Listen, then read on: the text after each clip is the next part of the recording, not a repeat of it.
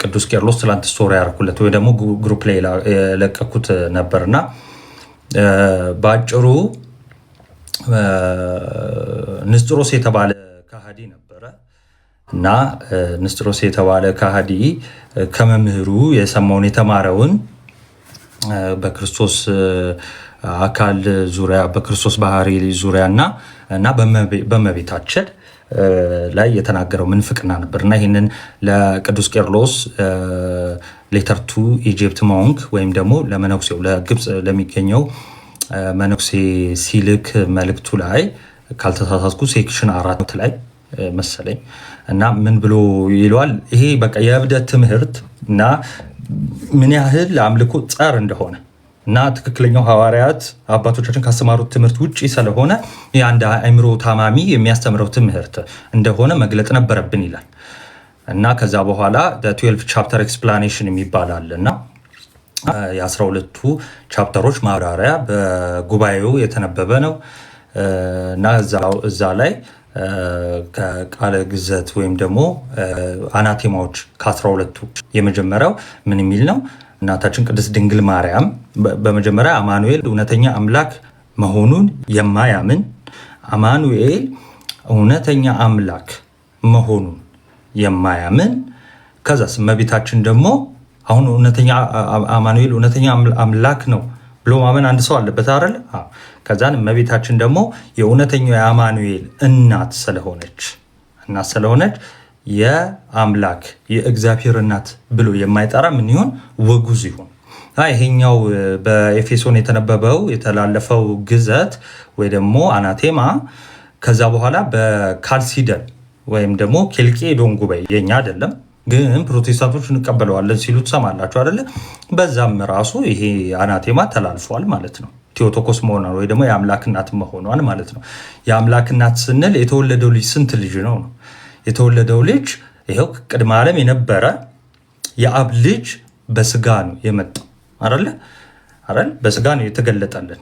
ስለዚህ የተወለደው ስንት ልጅ ነው? 2 ልጅ ነው አይደለም? 1 ልጅ ነው። የአብም ልጅ ነው እና የማርያምም ልጅ ነው አይደለ? ይሄንን መካድ የለብንም። 2 ልጅ ግን ተብሎ የሚታሰብ ከሆነ ምንፍቅና ነው። 2 ልጅ ልክ እንዴት ነው? ክርስቶቶኮስ ወይም ደግሞ አንትሮፖቶኮስ ይሄ ሰውን ብቻ ለብቻ አድርጎ አካላትን 2 አድርጎ ማለት ነው። የሰው አካል የምንለው እኔነቱ ማንነቱ ማለት ነው። የሰውን ለብቻ እኔ ባይ የሆነ ለብቻ አድርጎ ከዛ መለኮቱ ደግሞ እኔ ባይ የሆነ ቅድመ ዓለም የነበረ አድርጎ 2 ከዛን እመቤታችን የወለደችው ሰው ነው የሚል ይሄ በቃ ክሊር በቃ ንስጥሮሳዊነት ስለሆነ ትላንትም ተብሏል፣ ብዙ ጊዜ ተብሏል። በአጭሩ ምንድነው ቅዱስ ቄርሎስ ምን ይለዋል? ይሄንን ትምህርት የእብዶች ትምህርት ይሏል፣ የእብደት ትምህርት ይሏል። ከዛ ግን እንደዛ ብሎ ብቻ ደግሞ አያበቃም። ቅዱስ ቄርሎስ ጽፌላችኋለሁ አይደለ? ምን ይላል? ልክ ደግሞ ይሄንን ትምህርት ሰምተው በዚህ የተወሰዱም ሰዎች አሉ እና ስንት አይነት ሰዎች አሉ? 2 አይነት ሰዎች አሉ። አሁን ምስኪን የሆኑ ባለማወቅ የተወሰዱ አሉ። እነሱን ለማዳን ነው ይሄንን መልእክትም የጻፈው ቅዱስ ቄርሎስ ማለት ነው። እና ደግሞ በተቃራኒው ደግሞ ልባቸውን እልከኛ አድርገው በጥላቻ ልክ እንደ ጴንጤዎች ማለት ነው እነሱ ደግሞ ማወቅ ስላለባቸው ምን ያህል የባዕድ ትምህርት እንደሆነ ይህንን መግለጥ አስፈላጊ ነበር ይላል። ከዛ በኋላ ቅዱስ አትናቴዎስን ያነሳና ይሄ ተወዳጁ አባታችን አትናቴዎስ ለ40 ዓመት የሚያህል በዚህ በመንበር ላይ ስሙ እየተወሳ የሚኖር አባት ነበረ። የሚኖር አባት ነው ስሙ እየተነሳ እና ደግሞ ጥዑም በሆነ መዓዛ ዓለምን ሁሉ አዳርሷል በወንጌል በትምህርቱ ከሐዋርያት በተቀበለው ይልና ቅዱስ ቄርሎስ እና እሱ ራሱ ስለ ቅድስት ሥላሴ በድርሳኑ ላይ በጻፈበት እንደገና ደግሞ ስለ ቅድስት ድንግል ማርያም ሲጽፍ ምን ብሎ ተጠቅመዋል? በየድርሳኑ አለ የእግዚአብሔር እናት እያለ ተጠቅሷል። እና ከሐዋርያት ጀምሮ የመጣው ትክክለኛው እምነት ትምህርት ይህ ነው እና ሐዋርያትም ቅዱሳን አባቶችም እንዲህ እንድናስብ ነው ያስተማሩን ያስተላለፉልን ይላል። ይሄ እስካሁን ያልኳችሁ ቅዱስ ቄርሎስ የሚለው ነው። እሺ ቅዱስ ቄርሎስ የሚለው ነው እና አንድ ሪከርድ ሰማው። ምን የሚል ሪከርድ ሰማው? እንትን አንደኛ አናቴሞ ነው። የመጀመሪያውን አናቴማ የማርያምን ክብር አይደለም የሚለው። አናቴሞ የመጀመሪያው አናቴማ የማርያምን ክብር አይደለም የሚለው። የእመቤታችንን ክብር ባይዘዌ ጴንጤዎች አከበራችኋት አላከበራችኋት ምንም ለውጥ አያመጣም። ባይዘዌ እኛ አከበርናት አላከበርናት ባይዘዌ የከበረች ናት። እንዲህ አንዳንዴ ማሰብ ነው። ባይዘዌ ተዉት እና እሱን እንዲሁ የአምላክ እናቱ ነኝ ብላ እስቲ አስቡት። አሁን እናንተ በጣም ቀላል እንደው የማይገናኝ ቢሆንም ቀላል ነገር ልንገራችሁ። ለምሳሌ በጣም ታዋቂ ተጽዕኖ ፈጣሪ የሚባል ዓለማችን ላይ ስም ስለማላቅ ነው እና እንደውም ተዉት፣ ከቤተክርስቲያን አባት ልጥራላችሁ ለምሳሌ እና የነ ቅዱስ ቄርሎስ እናት መሆን መታደል ነው አይደለም? አስባችሁታለን? እስኪ የሐዋርያው ቅዱስ ጳውሎስ እናት መሆን ይሄ አሁን በጣም ትልቅ እድል ነው። ከዛን እናንተ ልክ ልጃችሁ እንደዛ ሐዋርያት ማለት ነው ከሐዋርያት አንዱ ሆኖ ለምሳሌ እኔ እኮ ልጄ እንትና ነው ብላችሁ ስትናገሩ ራሱ ያለውን ሞገስና ክብር ራሱ አስቡት። ኦኬ እንግዳ መጣብን እና የእናታችን የቅድስት ድንግል ማርያም ክብር በጣም ከሁሉ ክብር የበለጠ ክብር ነው ያላት። ከሁሉ አምላክን በማህፀኗ መያዝ ቅዳሴ ማርያም እንደሚለው እንዴት ቻልሽው እያለ አባ ሕርያቆስ እንደሚያመሰግናት ዝም ነው የምንለው። ከዛ ደግሞ ወደኋላ ስትመለሱ ደግሞ አባቶች ስለ እመቤታችን ደግሞ የተናገሩትን ስታዩ ደግሞ ከነ ቅዱስ ሄራኔዎስ ጀምሮ ማለት ነው በጣም ድንቅ ነገር ነው እያነጻጸሩ ዳግሚት ሔዋን እያሉ ከዛ ወደ እነ ፕሮክለስ ደግሞ ስንሄድ ደግሞ በውድቅት ያጣነውን በጨለማ በውድቅት ያጣነውን መልሰን ያገኘንባት ክብራችን ናት እያሉ ስለ እመቤታችን ተናግረው ራሱ እንትን አይሉ። እነ ቅዱስ ኤፍሬምንም ስትመለከቱ እንደዛው ማለት ነው። ከዛን እንግዲህ የመጀመሪያው አናቴማ ብሎ ክብር አለው። ክብር አይደለም የሚለው ምንድነው የሚለው? የአምላክ እናት መሆኗን የሚክድ ነው የሚለው። ኦኬ የአምላክ እናት አምላክ መሆኑን አማኑኤልን ማመን አለብን። ከዛ በኋላ የሚክድ የተወገዘ ይሁን። ይህን የእብደት ትምህርት ብትተው እላለሁ። አኪዋ እንኳን ደህና መጣ። እንዴት ነህ? እኔ የእመቤታችን ማለት ነው በጣም የሚገርመኝ ነገር አሁን እየተናገርክ የጌታ እናት መሆኗ የአምላክ እናት መሆኗ ምናምን ትልቅ ክብር ነው ለእሷ እያልክ ነበርና አንተ ጋር ነው እያስተጋባ ነው እናቱ። እኔ ሚዩት አደርጋለሁ ግን እኔ ጋር ምንም ነገር የለም። ግን ሚዩት ላድርግ። ቆይ አንተማ ሰላም ነው የሚሰማ እኛ ነን እንጂ እና ምንድነው ይሄ የእመቤታችን በጣም የሚደንቀኝ ነገር ወላዲት አምላክ መሆኗ ትልቅ ክብሯ ይሁንና ማለት ነው የአምላክ እናት መሆኗ የጌታ እናት መሆኗ በጣም ትልቅ ክብር ይሁንና ከዛን እመቤታችን ጋር ስትሄዱ የምታገኙት የሆነ በቃ ልዩ ነገር ነው ማለት ልክ ቅድስት ድንግል ጋር ስትሄድ ማለት ነው ትልቁ ክብሯ እኮ የጌታ እናት መሆኗ ነው። ግን በመጽሐፍ ቅዱሳችን ላይ አትሊስት በመጽሐፍ ቅዱስ ላይ ማለት ነው አንዴ እንኳን ራሷን የጌታ እናት ብላ ጠርታ አታውቅም። እኔ ቅድስት ድንግል ላይ በጣም የሚደንቀኝ ነገሯ ይሄ ነው።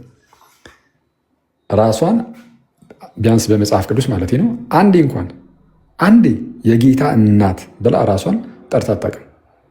የጌታ እናት ብላ ጠርታ አታውቅም። ሁሌ ራሷን ስትጠራ ባሪያ እያለችን የምትጠራው።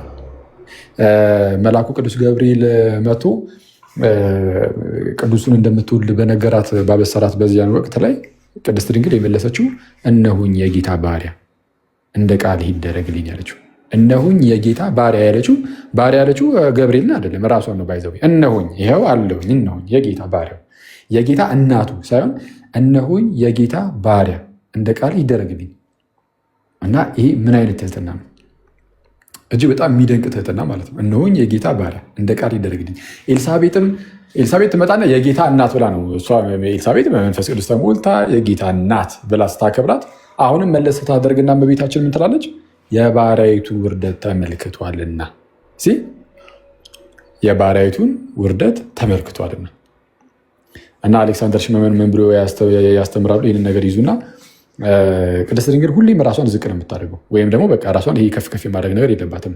እሷ ሁሌ ራሷን ዝቅ ታደርጋለች፣ እኛ ደግሞ ከፍ እናደርጋታለን ይላል እና እኛ ከፍ እናደርጋታለን ስንል የሌላትን እንጨምራለን ሳይሆን ይልቁንም ግን ሰዎች እንዴት ነው ትሁት በሆኑ ቁጥር ራሳቸውን ዝቅ ባደረጉ ቁጥር እግዚአብሔር ከፍ ከፍ ያደርጋቸዋል። እዛው የእመቤታችን ጸሎት ላይም እንደተናገረችው ነው የራሳቸውን ከፍ ከፍ የሚያደርጉትን እንደሚያዋርዳቸው ዝቅ ዝቅ የሚያደርጉትን ግን ከፍ ከፍ እንደሚያደርጋቸው ተናግራ ነበር እና የምርም እሷን እጅጉን ከፍ ከፍ አድርጓታልና ጌታ ከፍ ባደረጋት መልኩ እኛ በዛ እንትንላታለን እና የእመቤታችን በጣም የሚገርመኝ እሱ ነው።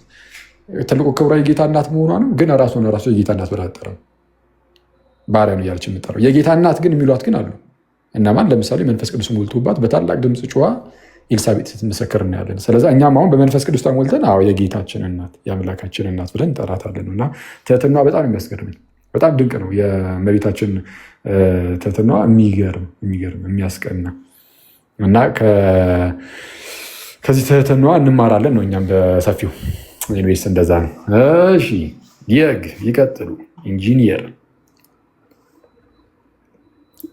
ቃል ያሰማልን። በጣም ትህትናዋ።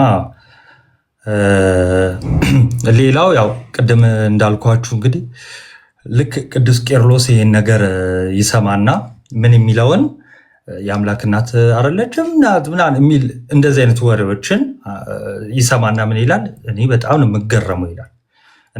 ሌተርቱ ወደ ግብፅ ወዳለው መነኩሴ በላከበት እዛው መልእክቱ ላይ ማለት ነው። እኔ በጣም ሰዎች እመቤታችንን ቅድስት ድንግል ማርያምን የአምላክ እናት ናት አይደለም ሲሉ በጣም ነው የምገረመው ነው የሚለው። አሁንም ስለዚህ እኛ ልክ ፕሮቴስታንቶች እንደዛ ሲሉ በጣም እየተገረምንባቸው እናልፋለን ማለት ነው። በሰሞኑ ጉዳይ ይሄ ነው። ዛሬ ሮሜ ላይ ከተመቸማ አንተ እንትን ብትለው በጣም አሪፍ ነበረ። ኧረ ፓፓ ወደ ስራ ልገባ ነው። ሰላም ልበልህ ብዬ ነው። ዝም ብዬ በረከት እንዲያድርብኝ ልጎብኝህ ብዬ ነው የመጣሁት። ስለ ትህትና ወርታ አሁን የእርሱ ይደርብኝ እንጂ አባታችን ከታች እኮ በረከት ናታንን ይደር ሌካ አለኝ። አንዷን እያየሁት ዮኒ ከታች ግዕዝ ያልተሻሻለ ኧረ ምርጥ ነው። የሆነ ነገር ይጽፋል። አሁን ታያለህ። ትናንት ስደውልለት ምን እንዳለኝ ታውቃለህ? ምን እንዳለኝ ታውቃለህ? እንደ አኬ ከፍቷል። ማነው አኬ ነሲስ ቤት እኮ ነው ምናምን ስል እየተማርክ ነው ስለው አይ ነው ከተሳሳተ ብዬ እንትን እያልኩት ነው አለ። እየጠበቅኩት እየተከታተልኩት ነው። አይ ኤኒዌይስ ዛሬ ሮሜን የተወሰነ ነገር እንላለን። በጣም ደስ ይለኝ። 11 አጠር አድርገህ እስቲ። ውይ አይ በእናትህ በጣም እንደው ከታላቅ ይቅርታ በእውነት ሲገባኛል። እዛ አጋጣሚ ሆኖ ሲስ ጋር ቆይቼ ማለት ነው እየሰራው የነበርኩት ነገር በቃ እንትን አለ እና ደግሞ ይህ ነው ለቁመተ ስጋ በሚለው ደግሞ እራትም መብላት አለብን ማብሰል አለብን። ይህ ነው በቃ ትረዳኛለህ ወይ? ሳታበስልም አንተ ይወጣ ብቻ ነበር መሰለኝ። ለቁመተ ስጋ ባይዘ ከሚያስፈልጉ ኮምፖነንቶች አንደኛው ሽንኩርት ነው ታውቃለህ። አንተ በጌታ ስማ፣ የዛን ጊዜ ሙድ ይዤ በዛ ቴሌግራም ቻናል ላይ ናቱ ለምን በዛ አድርገህ ሽንኩርት አትገዛም አለኝ ምናምን ብዬ ማለት ነው።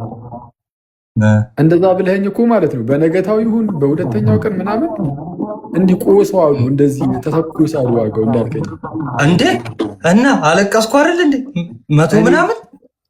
ስማ እኔ ማለት ነው ሰሚ ፓፓ አንቺ እንዳልሽው ዝም ብሎ የ5 ኪሎ እና ምናምን ነገር ሳይሆን እሱ ያናሉ ለውጥ ላያመጣ ስለሚችል እንዴ አንተ እኔ ዝም ብለህ የጀግና ብር እኮ እንትን ብገዛ እኮ ነጋዴ ሆነ ነበር እዛው ተረቅ ያለ መጋዘን ውስጥ ብታስቀምጥ ልታስገድደኝ ይገባ ነበር በእውነት። እኔ እሱ ለነገሩ እሱ እንደሚመጣ ታይቶኝ ነው እኮ አብራርቼ እልሃለሁ። ባይዘው ያረል ማብራሪያ ቤት ውስጥ ደግሞ ምግብ ለማብሰል ሽንኩርት ደግሞ ገዝቼ ላስቀምጥ ያማል። ኧረ እኔ ምን አለ ባስቀመጥኩ ነው ያልኩት። አሁን ደጅ መብላት በትክክል እየቀጠልኩ ነው እየጀመርኩ ሳይሆን ምክንያቱም ያው ነዋ። ኧረ ተደዋውለን ነው የሚመስለው ግን ላይቭ 590 ሰው ስለ ሽንኩርት አስበዋል። ያ እንደው ስለ ሽንኩርት ሲሆን ነው 600 ሰው ገባል። ህዝቡ እኮ ከአንተ ትምህርት ይልቅ አሁን ህዝቡ እያንገበገበ ያለው ሽንኩርቱ እኮ ነው። ሙርት ይዛል ባይዘዌ ወሬው ያቆምኩት ማለት ነው። ቀበሌ የሚሰራ ጎረቤታችን ጆይን ሲላቸው ነው እና ማለት አልገባኝም። በቻው አባቢ እኔ እንደዚህ አይነት ጭዌ እዛው ትጨርሰዋለህ። ቻው ቀለኝ አይዞህ በቃ እንግዲህ አንድ ያለው ሲፖሰትል አንድ ያምጣል። አይዞህ በቃ እኔ እንኳን አስተባብለ እሺ ወንድሜ ባይዘወይ የምርም ማለት ነው ጋይስ እዚህ ውስጥ ያላቸው ይኸው አኬ ባለበት ማለት ነው። የምርም እንደዚህ ነው አኬ ማለት ነው። እና ለአይላፋት ዝማሬ ጥቁር ለብሼ ነበረ እኔ እና ትቶኝ ነው ሄደው ሰዎች ሲያስቆሙኝ ማለት ነው። እንዴ ሙዲ ይዛ ቆይ እንዲሁ ነው ያልከው። በል አንዱ ፌደራል ነው እናንተ ሲል ጋይስ ወደ አራፋት ስንገባ መግቢያው አካባቢ ያው ይታያል ምናምን ነገር የዛን ሰሞን ላይ ረብሻ ምናምን ይሄ ሁካት የሚባለው ሁከት ምናምን እንዳይፈጠር ጥቁር ምናምን እንዳትለብሱ ተብሎ ነበር ማለት ነው። ከዛ በኋላ እየሄድን ያው ቼክ ያደርጋሉ ማለት ነው። ከውስጥ ምናምንም ለብሰ ከገባ በኋላ ድንገት ወለቅ እንዳታደርጉ ምናምን በሚለው አብረን ሄድን እና ጀለስ ከውስጥ ጀግና የሆነ ጥቁር ፔተሊስ አንገቱ ድረስ እንቅ አድርጎት እንዲህ ላጥ እያለ ይመጣል። ከላይ እኮ ነጭ ነው የለበስከው ልበል ከላይ ነጭ። እኔ ደግሞ ነጭ ምናምንም አልለበስኩም፣ ኖርማል ልብስ ነበር መሰለኝ የለበስኩት እና ዛሬማ ነጭ አልለበሳችሁም ተብለን ስንመለስ እየታየን ምናምን እያለን እየሄድን እያዩ ያሳልፋሉ፣ እየፈተሹ ማለት ነው። ይፈትሹሃል። ታዲያ እኔን ፈትሸው ሂድ በቃ ችግር የለውም አሉ። እንዴ አኪ አንተ ሲጅ መብት ነው ከፈለክ ጥቁር ለምን አለብስ መብት ነው ፈቅደንልሃል አሉኝ። እሺ ያልኩኝ አላሉኝ። የምር ግን ተፈትሽ ገባሁኝ። እችን ሰው ግን ያዝ አደረጓት እዛው እና ምን መጥቼ ፌደራሉ ልቀቀው እንጂ ልበለው በእናትህ ገብቶ እየዘመረ ነው። እኔ እዛ ተይዤ ገብቶ እየዘመረ ነው። በመዝሙር ውስጥ ጸሎት ያለው ይመስል። ኧረ እኔ ጠጋ ብዬ ራሱ ምንድነው ንቀት አንተ ጥቁር አትልበሱ አልተባለም እንዲ ያልኩት። ከዛው ከፌዴራሉ ፊት ኧረ በሉት እንደዚህ ነው እኮ ማለት የቀረ ኧረ ያዙት። አይደለም ከደቂቃ በላይ አላቆዩኝም። እሱማ እዛው ጋር ቆሜ የጠበኩሽ ወዲያው እንትናለሽ። ግን እኔ ታየኝ እኮ እኔ መጥቼ ኧረ ልቀቁት እንጂ ብል ኖ ባይዘወይ ልቀቁት ምናምን እንድትል እኮ አይደለም፣ እንደ ወንድም ከቅርብ ርቀት ሆነህ እንድታይ ነው። አንተ እኮ ሶስተኛው ፍተሻን ሁሉ አልፈሃል። ባይዘወይ ይቅርታ ግን እንዲህ ስል በእውነት የምርም እንደ አንተ ይህ ነገር እውነትን እየመሰለኝ ባይዘ እንደውም አንድ ኮመንት አየው አስታወስኩ። እንደው ምንድን ነው ያለኝ ቢጠይቁኝ አላቆም ነበር ነው የምለው። እንደዛ እኔ ደግሞ እንደ አጋጣሚ የኔና ያኬ ፎቶ ፕሮፋይል ነበረ እንትን ዌልፔፐር አሳይና ዘው ተያይዘን ነበር የምንገባው። ሙርት ይዛለ እንደ ኧረ እዚህ ጋር አግኝቶኝ ትምህርትን እከታተላለሁ ምናምን ብሎ ፎቶ ተነስቶ እዚህ ጋር ለጠፈው። እኔ እንኳን እየመከርኩት ነበር ነገር ባትለብስ ብዬ እየመከርኩት። አሁን እኮ እናንተ ጋር መድረሳችን የያዙት ነው የምለው። ሙድ ይዛል እንደ ቀልደኛ። በነገራችን ላይ ይኸው አኬ ከዚያ ቀን በኋላ የዶሮ ድምፅ ሲሰማ በጣም ነው በቃ ድንግጥ የሚለው። ዶሮ ደግሞ ምን ይሽ? አይ ከጴጥሮስ ክህደት ጋር አገናኝቸው ነው። ከዛ በኋላ እኔም ጴጥሮስ አድርገህ ራስን ማን አደረክ ማለት ነው? እንዴት አይነት እኔ ከወታደሩ አንዱ ምናምን ለጊዜ አድርገኝና ከዛ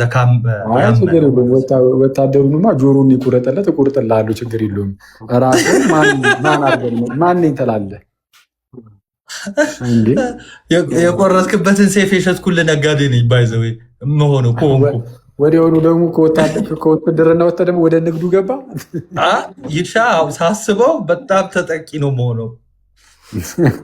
ዛሬ ትምህርቱን ቀረጥኩ ከመጣ በኋላ እውነት ነው የምር በቃ የተሳለፉ ቻው በቃ ቆይ አንዴ በቃ እሺ ቀጥል ቆይ አንዴ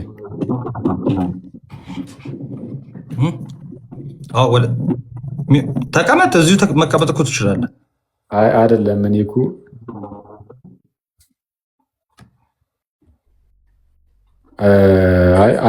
አንድ ጀለስ ኦርቶዶክሶች በዚህ ፍርሃታችሁ ይላል። አንተ ብራዘር ስለምን ፍርሃት ነው የምታወሩ? ፍርሃት ምናምን የሚባል ነገር የለም። ግን አክቹዋሊ ፍርሃት የሚባል ነገር የለም የሚባል ነገር ራሱም የለም። ምንም አምላክ አይደለንም። ግን ሁሉም ነገር ግን በአግባቡ በጥንቃቄ ምናምን። አሁን አንተ እዚህ ዝም ብለህ ኮመንት ላይ መተህ እንትን ስላልክ እንጂ ምንም የፈጠርከው አንዲት ታሪክ የለም። አሁን በአንተ ልክ እኔ የሚፈራ ሰው የሚኖር አይመስለኝም። ጅራፍ በአጭበት ትሮጣለህ። ዝም ብዬ ዛዬ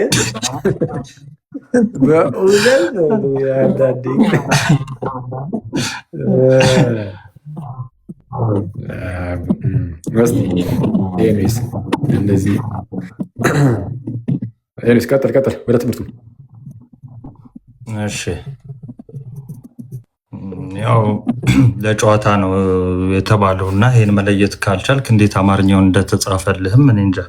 ኤኒዌይስ ከዚህ በፊት የሮሜ መልእክትን አይተን ነበር እና ባጭሩ ምንድን ነው የሮሜ መልእክት እንዲህ በቃ በጠቅላላው የተጻፈበት ዓላማ ምንድን ነው ብያቸዋለሁ። በሮሜ ከአሕዛብ የመጡ ወደ ክርስትና፣ ከአይሁድ ደግሞ የመጡ ወደ ክርስትና ክርስቲያኖች አሉ እና በሁለቱ መሀል አለመግባባቶች ነበሩ። ምን አይነት አለመግባባቶች? እንግዲህ አንዱ አንዱን የመናቅ ያለማክበር፣ አንዱ አንዱን የመኮነን የመፍረድ። ሁለተኛ ነገር ደግሞ በአይሁድ ዘንድ ስናይ ደግሞ ሕጉት የተስፋው ቃል እነዚህ ሁሉ ለእኛ ነው የተሰጡን፣ እኛ የመጀመሪያ ነን፣ እኛ እንደዚህ ነን የሚሉም ነበሩ እና እነዛን የመናቅ ነገር አይምጡብን አይነት ነገር አሕዛቦችን ማለት ከአሕዛብ የመጡትን አይምጡብን የማለት ነገር ነበር እና ሐዋርያው ቅዱስ ጳውሎስ በአጭሩ ምንድን አላቸው? ከአሕዛብም ብትመጡ ከአይሁድም ብትመጡ የክርስቶስ አካል የምትሆኑት ወይ ደግሞ የምትድኑት ምን ስታደርጉ ነው? በእምነት እንዲሁ በጸጋው ሲሆን ነው እንጂ እያለ እየወቀሰ እየጻፈ ነው እና ለአሕዛብም ምክርም ተግሳጽም ለአይሁድም እንደዛም እያደረገ ነው እና በአጭሩ እስከ 8 ባለፈው ስለከለስኩላችሁ 9-10 ምንድነው ሀሳቡ? በኦሪት ዘፍጥረት ምዕራፍ 22 ላይ ታላቅ የሆነ ተስፋን ለአብርሃም እግዚአብሔር አምላክ ይሰጣል እና ዕብራውያን ላይም ልክ እንደተማርነው ከሱ በሚበልጥ ማንም ስለሌለ በራሱ ማለ እና አይጸጸትም ተብሎ ተጽፏል አይደለ? እና በራሱ ምሉ ታላቅ የሆነ ተስፋን ሰጥቷል። ምን የሚል? የምድር አሕዛብ ኮመንቱ ይሁን ተው፣ ችግር የለው። የምድር አሕዛብ በዘርህ ይባረካሉ ተብሎ ለአብርሃም ተሰጥቶታል። ከዛን አይሁዳውያን ተመልከቱ፣ አይሁዳውያን አሕዛብ ነው ያለው። ማን አለ? አይሁዳውያን ብቻ ይባረካሉ አላለም። የምድር አሕዛብ ስም እንዴት እንደደነገጥኩ ምንድን ነው ዘረገፈን ተቋረጠ ብዬ ኤኒዌይስ። እና የምድር አሕዛብ ሁሉ በዘሮችህ ይላል አይልም፣ በዘርህ ይባረካል ተብሎ ለአብርሃም ተሰጠ። ኦሪት ዘፍጥረት 22:18 ላይ ማለት ነው። የምድር አሕዛብ ሁሉ በዘር ይባረካሉ ቃሌን ሰምተሃልና። እና ይህ ታላቅ የሆነ ተስፋ ተሰጠው ለአብርሃም። ከዛን አብርሃም እንደምታውቁት ልጆችን ይወልዳል አይደለ? ይስሐቅን ይወልዳል። ይስሐቅ ያዕቆብ እንዲያለ ዘሮቹ እንደ ምድር አሸዋ ይበዛሉ። ከዛን ወደ ግብፅ ይሄዳሉ። ከዛ በኋላ ዮሴፍን የማያውቅ ፈርዖን ይነሳል። የተከበረውን ዮሴፍን የማያውቅ ፈርዖን ይነሳል። እሺ ኮሜንት ኦፍ በጣም አድርጉ እያላችሁ ነው። እሺ እንግዲህ ላጥፋባችሁ፣ ኮሜንት ላጥፋባችሁ። ምንድን ነው ያደረኩት?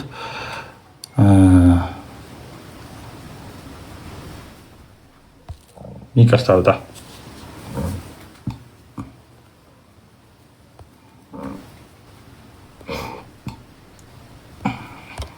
ኦኬ። ከዛን ዮሴፍ የተከበረ ነበር እና ትልቅ ባለስልጣን ነበረ ዮሴፍ ወደ ግብፅ በሄዱ ጊዜ እና ከዮሴፍ በኋላ ዘሩ እንዳለ ወዴት ይሄዳል? ወደ ግብፅ ይሄዳሉ። ከዛ በቃ በደስታ ይኖራሉ፣ ግብፅ ሀገር ውስጥ ማለት ነው። በደስታ ይኖራሉ። ዮሴፍን የሚያውቀው ፈርዖን ያኔ ፈቅዶላቸዋል፣ መሬት ተሰጥቷቸዋል። በደስታ በተድላ የኖሩ ከዛ በኋላ በዙ፣ በጣም በዙ። ከዛ በኋላ ምን ይፈጠራል? ከብዙ ዓመት በኋላ ብዙ ሆኑ። እሺ ብዙ ሆኑ። ከዛን የአብርሃም ልጆች ብዙ ሆኑ፣ ዕብራውያን ብዙ ሆኑ። እግዚአብሔር አበዛለሁ ብሎ የለ አብዝቷቸዋል። ከዛ በኋላ ከብዙ ዓመት በኋላ ዮሴፍን በታሪክ የማያውቅ ስለ ዮሴፍ ያልሰማ ዮሴፍን የማያውቅ ማለት ነው ተነሳ። ምን ፈርዖን ንጉስ፣ የግብፅ ንጉስ ተነሳ። ዮሴፍን ያውቃል አያውቅም? ከዛ ሳያቸው በስተዋል። ስለዚህ አሰጋው። ስለዚህ እነዚህ የኛ ህዝቦች አይደሉም አለና መርገጥ ይጀምራል፣ መጨቆን ይጀምራል። ማንን? እስራኤላውያን ይጨቁናቸዋል። እና በጣም ከባድ ጭቆና ማለት ነው። በጣም እና ሴቶች ራሱ በነገራችን ላይ የዕብራውያን ሴቶች ጠንካሮች ናቸው ተብሎ ተጽፏል። ግብፅ ካሉ ሴቶች ማለት ነው በነገራችን ላይ። እና ለምንድነው ጠንካራ የሆኑት? እግዚአብሔር በጣም ነበር የሚያግዛቸው የሚረዳቸው የነበረው። በመውለድ ሰዓት ራሱ አይሞቱም ነበር። እና ግን በባርነት ለብዙ ዓመት ያዛቸው። ከዛ በኋላ ልጅ እንኳን ሲወልዱ እዛ ውስጥ እንዲረግጡት እስኪደረጉ ድረስ ከዛን ወደ እግዚአብሔር እንባቸውን እስኪያደርሱ ድረስ። ከዛ በኋላ እግዚአብሔር ይህን ጩኸት ያይና ሙሴን ያስነሳላቸዋል። ከዛ በኋላ ሙሴን ነፃ እንዲያወጣቸው ታላላቅ ታምራትን በግብፅ ላይ ያደርጋል እግዚአብሔር። ከዛ በኋላ ነፃ ይወጣሉ። ተመልከቱ፣ እስራኤላውያን። እሺ እስራኤላውያን ነፃ ከወጡ በኋላ በዛ በሲና ተራራ ከግብፅ ከወጡ በኋላ ማለት ነው በመንገዳቸው ላይ ሕግን ተቀብሎ ይመጣል። ሙሴ ሕግን ይሰጣቸዋል። ሕግን ይሰጣቸውና አንድ 10 ሕግ ብቻ አይደለም ባይዘ ያላቸው ሶሻል ወይ ደግሞ ማህበረሰቡ የሚተዳደርበት ሕግ ምን እየተባለ በመላእክት እጅ በመላእክት አጋዥነት በየጊዜው ይጨመራል። የሆነ ነገር ሲባል ሕግ ሲጨመር እንደዚህ እየተባለ ሕግ እየተጨመረ ሕግ ሞግዚት ሆኖ ምን አለ እስከ ክርስቶስ ድረስ አመጧቸዋል ማለት ነው። ማንን? እስራኤላውያንን፣ የአብርሃምን ዘሮች። እሺ የአብርሃምን ዘሮች አይሁዳውያንን። ኤኒዌይስ ከዛ በኋላ ሕግ ተሰጥቷቸዋል ብያቸዋለሁ። ይሄው በዛው ከግብፅ በወጡበት ጊዜ ደግሞ የመቅደሱ አገልግሎት ተሰጥቷቸዋል እንዳትረሱ። ኦኬ የሚከራከሩት እነሱ ናቸው፣ የሚቃወሙት እነሱ ናቸው እንጂ እግዚአብሔር ጥሏቸዋል? ጥሏቸዋል? እስኪ ኮመንት ላይ ጻፉልኝ። ጥሏቸዋል? እስራኤላውያንን ምን ብያቸዋለሁ? እኛንን እውነተኛ እስራኤል ብያቸዋለሁ። እነዛኞቹ እስራኤል ጥሏቸዋል ማለት ነው። እንደዛ ከሆነ እግዚአብሔርን ኢፍታዊ ያሰኘዋል። ለምን? ለአብርሃም አልጠላቸውም ብሏል አይደለ? ዘርህን አበዛዋለሁ ነው እንደውም ጭራሽ ያለው፣ እባርካለሁ ነው ያለው። እና አሁን ትቷቸዋል? አድናቸዋለሁ የሚለው ታላቅ ተስፋ፣ እባርካቸዋል የሚለው ትቷቸው ነው? አልጣላቸውም። እዛ ይመልሳል። እሺ እግዚአብሔር ህዝቡን ጣላቸውን እላለሁ? አይ አይደለም። እኔ ደግሞ እስራኤላዊና ከአብርሃም ዘር ከብንያም ወገን ነኝና ከእግዚአብሔር አስቀድሞ ያወቃቸውን ህዝብ አልጣላቸውም። እንዳትረሱ። መጀመሪያ ህዝቡን ጥሏቸዋል እንዴ ካለ በኋላ ምን አለ? ማስረጃ መጣ። ይኸው እኔ አለ ቅዱስ ጳውሎስ ከቢንያም ነገር ነው። እሺ ከብንያም ነገር ነው። ይኸው እኔ እስራኤላዊ ነኝ። ስለዚህ ታዲያ ጥሎታል ሐዋርያው ቅዱስ ጳውሎስ? አልጣለው። እንዲህ ታዲያ ቅዱስ ጳውሎስና ሌሎቹን በምንድን ነው የሚለዩት? ቅዱስ ጳውሎስ የጌታ ሐዋርያ ነው። በጌታ የሚያምን ነው፣ በክርስቶስ የሚያምን ነው። የተስፋው ፍጻሜ በሆነው በክርስቶስ ስለሚያምን ነው እውነተኛ እስራኤል የሆነው። ቢጥል ኖሮ ሐዋርያው ቅዱስ ጳውሎስም አይድንም ነበር። ለምን? እስራኤላዊ ነው። እስራኤላዊው ተትቷል ቢባል ኖሮ አልዳንም የሚባል ነበር ማለት ነው። ስለዚህ ትልቁ ችግር የእነሱ አለመታዘዝ ነው ማለት ነው። እልከኛ መሆናቸው፣ መከራከራቸው። ህዝቡ ለዛ ነው ከዚህ በፊት ስንማማር ህዝቡን ተጣርቷል እና እንደው ይላል ሐዋርያው ቅዱስ ጳውሎስ አልሰሙም ማለት ነው። ሰምተዋል ግን ገፉት። እሺ ስለገፉት ስላልተቀበሉት ማለት ነው። እሺ ከዛ በኋላ ግን ቀጠል ያደርግና አስቀድሞ ያወቃቸውን አልጣላቸው። አስቀድሞ ማለት ምን ማለት ነው? እግዚአብሔር አስቀድሞ ነገሮችን ያውቃል አይደለ? ቅድመ እውቀት አለው እግዚአብሔር። አሁን ነገ የሚሆነውን ከነገ ወዲያ የሚሆነውን ዓለም ፍጻሜ የሚሆነውን ቀድሞ ያውቃል። እና እነዚህ አስቀድሞ ያወቃቸው የተባሉት የሚያምኑት የሚያምኑትን እኛን ክርስቲያኖችን ከአይሁድ እምነት የመጡትን የሚያምኑትን ህዝቦች አስቀድሞ ምን ይላል አለ? ያወቃቸውን ህዝብ አልጣላቸውም። ስለዚህ እውነተኞቹ ህዝብ ማን ናቸው? አስቀድሞ እግዚአብሔር ያወቃቸው ወይ ደግሞ በክርስቶስ ያመኑት እነሱን አልጣላቸው፣ ያላመኑትን ግን ትቷቸዋል። እና የተዋቸው ለምንድን ነው እናያለን፣ ዝቅ ብለን ማለት ነው። እሺ ከዛ በኋላ የኤልያስን ታሪክ ያመጣል። እሺ ጌታ ሆይ ኦኬ እሺ ጌታ ሆይ ነቢያትን ገደሉ፣ መሰዊያችንም አፈረሱ፣ እኔም ብቻዬን ቀረው፣ ነፍሴም ይሿታል። ነገር ግን አምላካዊ መልስ ምን አለው? ለባል ያልሰገዱ 7000 ሰዎች ለእኔ አስቀርቻለሁ የሚል ነው። አይደሉም? የአብርሃም ዘር አይደሉም። እሺ የአብርሃም ዘር አይደሉም። ከአብርሃም ከዚህ በፊት ስንማማር ሮሜ ላይ ከአብርሃም የተወለዱ ሁሉ የአብርሃም ልጆች አይደሉም ተብሏል። ስለዚህ የአብርሃም ዘር ለመባል አሁን ምን ያስፈልጋል? በክርስቶስ ማመን። የአብርሃም የምር የስጋ ዘር ብትሆኑስ የአብርሃም ዘር ነኝ ትላላችሁ? እውነተኛ የአብርሃም ዘር አይደላችሁ። አይጠቅማችሁ። መገረዛችሁም የአብርሃም በስጋ መምጣታችሁ ምንም ጥቅም የለውም። ጥቅም የሚኖረው የአብርሃም ዘር በሆነው አሕዛብ ሁሉ በሚባረኩበት በክርስቶስ ማመናችሁ ነው ጥቅም የሚያስገኘው ማለት ነው። እውነተኛ ህዝቤ ብሎ የሚጠራቸው በቃ እኛን ነው ህዝቤ ብሎ የሚጠራው። አሁን በክርስቶስ የምናምነውን እኛን ህዝቤ ብሎ ይጠራናል ማለት ነው። እሺ ስለዚህ አንደኛ ነገሥት 19 ምዕራፍ 19 ላይ ያለው አነሳ። ኤልያስ አሁን በዙሪያው ያሉት ሰዎች እሺ እስራኤላውያን ማለት ነው መሰዊያውን የእግዚአብሔር መሰዊያ ሰባብረዋል። የሚመጡትን ነቢያቶች ምን ብለዋል? ገለዋል። ከዛ በቃ በጣም ጨነቀ። ከዛ የቀሩ የተባሉት ደግሞ ለበዓል የሚባል ጣዖት ነበረ፣ ለሱ ሰገዱ፣ እግዚአብሔርን ካዱ ማለት ነው። ከዛ ብቻውን የቀረ መሰለው ኤልያስ። አንደኛ ነገሥት ምዕራፍ 19 ላይ ያለ ታሪክ ነው። ከዛስ ምን አለ? ይኸው ነቢያትን ገለዋል። እግዚአብሔር ወይ አለ ቀና ብሎ ነቢያትን ገለዋል፣ መሰዊያውን ሰባብረዋል፣ ለጣዖት ሰግዷል፣ ይህን ሁሉ አድርገዋል። ጠፍተዋል ማለት ነው። ጠፍተዋል እና እኔ ብቻ ነኝ የቀረሁት አለ። እኔ ብቻ ነኝ የቀረሁት ሲል ምን ማለት ነው? ይኸው በአንተ የማምን እኔ ብቻ። ታላቅ የሆነ ነቢይ ነው አይደለም ነቢዩ ኤልያስ። እና እኔ ብቻ ነኝ የቀረሁት ሲል እግዚአብሔርስ መልሱ ምንድን ነው አለን ሐዋርያው ቅዱስ ጳውሎስ። ልድገምላቸው። ነገር ግን አምላካዊ መልስ ምን አለው አለና እግዚአብሔር ምን መለሰ? ልክ ኤልያስ እንዲህ ሲል ለበዓል ያልሰገዱትን 7000 ሰዎች ለእኔ አስቀርቻለሁ። ስለዚህ እግዚአብሔር የሚያድነውን የእግዚአብሔር ሕዝብ የሚባሉትን ከኛ እውቀት ውጭ ናቸው። እግዚአብሔር ለራሱ ያውቃል። ሕዝብ በዝቶ ለምሳሌ ቆይ ልጠይቃችሁ።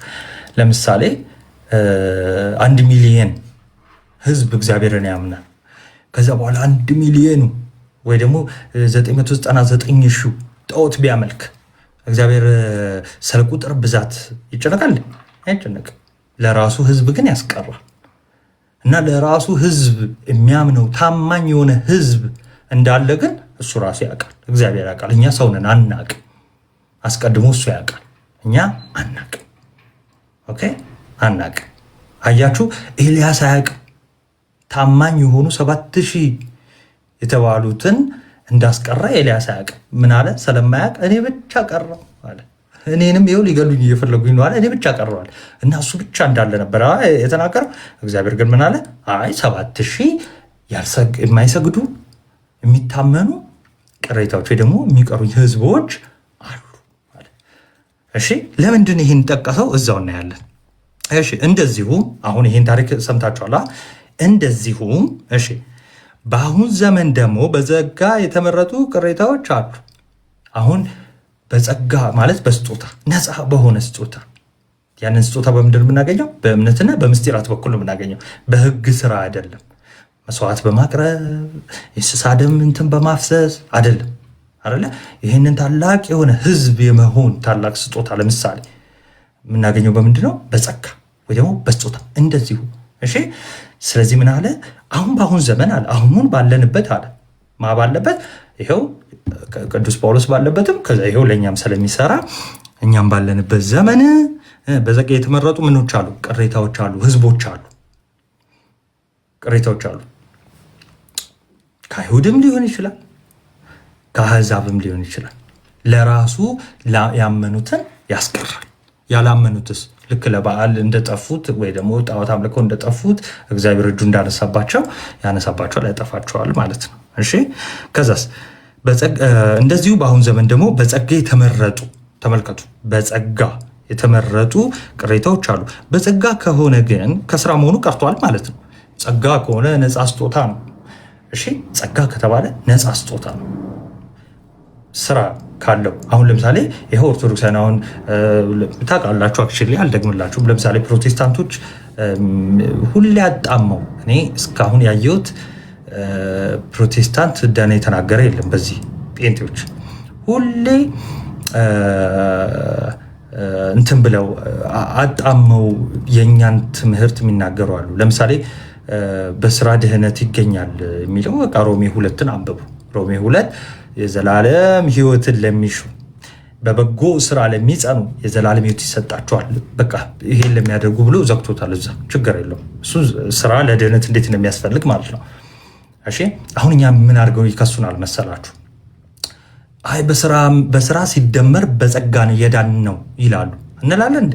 ስራ ሲደመር ጸጋ እዚህ ኳልስቱ መዳን ድነታችን እንደዛ ነው ያገኘ ነው። እንደዛማ ከሆነ ስራችን ካለማ ጸጋ አይደለም። ጸጋ ማለት ይኸውላችሁ ስራ ሰርታችሁ ከተከፈለ ስራ አሁን ለምሳሌ ይሁን እናንተ ሰራችሁ እዚህ ታብታብ አደረጋችሁ፣ ከዛ ለእያንዳንዳችሁ የሆነ ብር ሰጠው የሆነ ክፍያ ከፈልኳችሁ። ይሄ ምንድን ነው? እስኪ ኮመንት ላይ ጻፉልኝ። ደሞዝ ይባላል። ደሞዝ ነው ማለት ነው። ስራ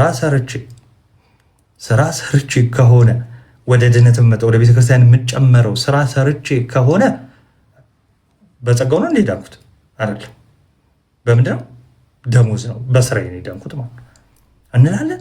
ኦርቶዶክስ እንደዛ ታስተምራለች አታስተምርም? ይህ ክፉዎች ሰዎች ከቤተ ክርስቲያን እንዲወጡ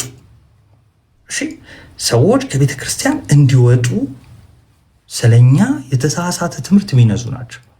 በነገራችን ላይ እንደውም አንድ አጋቦስ ነው ምናምን የሚባል እዚህ ቲክቶክ ላይ አለና ምን ብሎ ወሬውን እንደጀመረው ልንገራችሁ።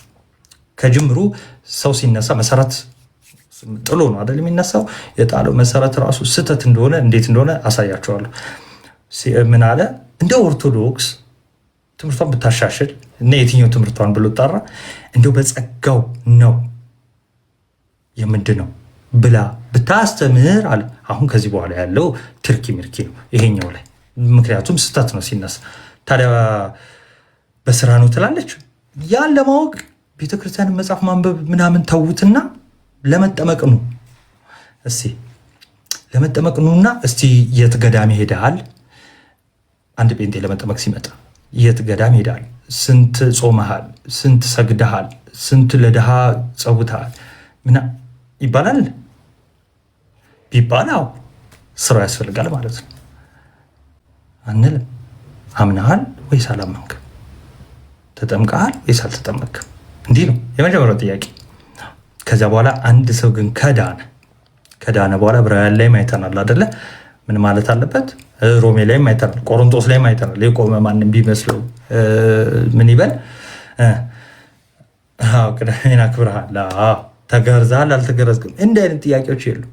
በመጀመሪያ ደረጃ ሐዋርያው ቅዱስ ጳውሎስ ስራ ሲል መልካም ስራን ኢቭን አይደለም ኢቭን እና ሁላችንም እንደው መልካም ስራ አለን በዛኔ ዳን ነው ኢኒሻል ሳሊቬሽናችንን በዛኔ ዳን ነው ብለን አናስተምርም።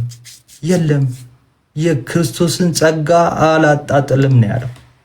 በቃ በጸጋው ነው ዳን፣ እንዲሁ ነው ዳን፣ በስጦታው ነው ዳን ነው።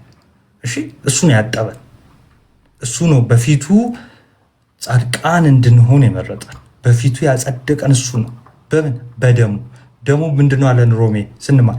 በእምነት የሚገኝ ነው አለ። ስለዚህ ያንን ጽድቅ የምናገኘው በምንድነው? በእምነትና በምስጢራት በኩል። ይህንን ታላቅ የሆነ ስጦታ የምንቀበለው በምስጢራት በኩል ነው።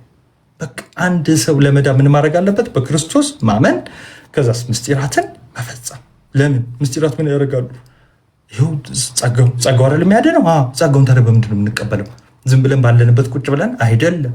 በጥምቀት ሮሜ 6 ይላል። እንግዲህ ይኸው ትንሣኤን ሕይወትን የምናገኘው አዲሱን ሰው የምንለብሰው ክርስቶስን የምንለብሰው ከክርስቶስ ጋር አንድ የምንሆነው በጥምቀት ነው አለ። ጥምቀት ያስፈልጋል። እሺ ለዛ ነው ሐዋርያው ቅዱስ ጳውሎስ ምን አለ? እንዲሁ አሁን ዘመን ደግሞ የተመረጡ ምን አሉ? ህዝቦች አሉ፣ ቅሬታዎች አሉ። እሺ የቀሩ የተመረጡ ህዝቦች አሉ እና የተመረጡ ህዝቦች ያሉት ደግሞ በምንድን ነው? በጸጋው ነው። ህዝብ የሆኑት የህግ ስራ ሰርተው በህጉ ስራ አይደለም። ያ ማለት የኦሪትን መስዋዕት አፍሰው እንስሳ ሰውተው ቅዳሜን አክብረው የመንጻትን ስርዓት ይህን ሁሉ ግዝረትን ፈጽመው በግዝረት በዚህ ነው ቅሪት የሆኑት ወይ ደግሞ የቀሩ ህዝቦች የተባሉት በዚህ ነው። በሌላ አማርኛ የቀሩ ህዝቦች ማናቸው ብያቸዋለሁ? ክርስቲያኖች ብያቸዋለሁ። እነዚህ ክርስቲያኖች ክርስቲያን የሆኑት ፍየል አርደው ነው? መስዋዕት ሰውተው ነው? አቅርበው ነው ወይስ ተገርዘው ነው? አይደለም። ይሄ የኦሪቱ ስርዓት ወይ ደግሞ የህግ ስራ ይባላል። እሺ የህግ ስራ ይባላል። ከዛ ለዛ ነው ምን አለ እና ታዲያ እንዴት ሆኑ? እንዴት ቅሪት ሆኑ? እንዴት መረጣቸው? በምን? በጸጋው። እሺ በጸጋው። እሺ በጸጋ ከሆነ ስለዚህ ከስራ መሆኑ ይቀራል ማለት ነው። አዎ ስራ አይጠበቅበትም። የህግ ስራ አይጠበቅበትም። አንድ ሰው ለመዳን ምን ማድረግ አለበት? ጸጋው ሲደመር ስራ ወይ ደግሞ እምነት ሲደመር ስራ እዚህ የሚባል ነገር የለም።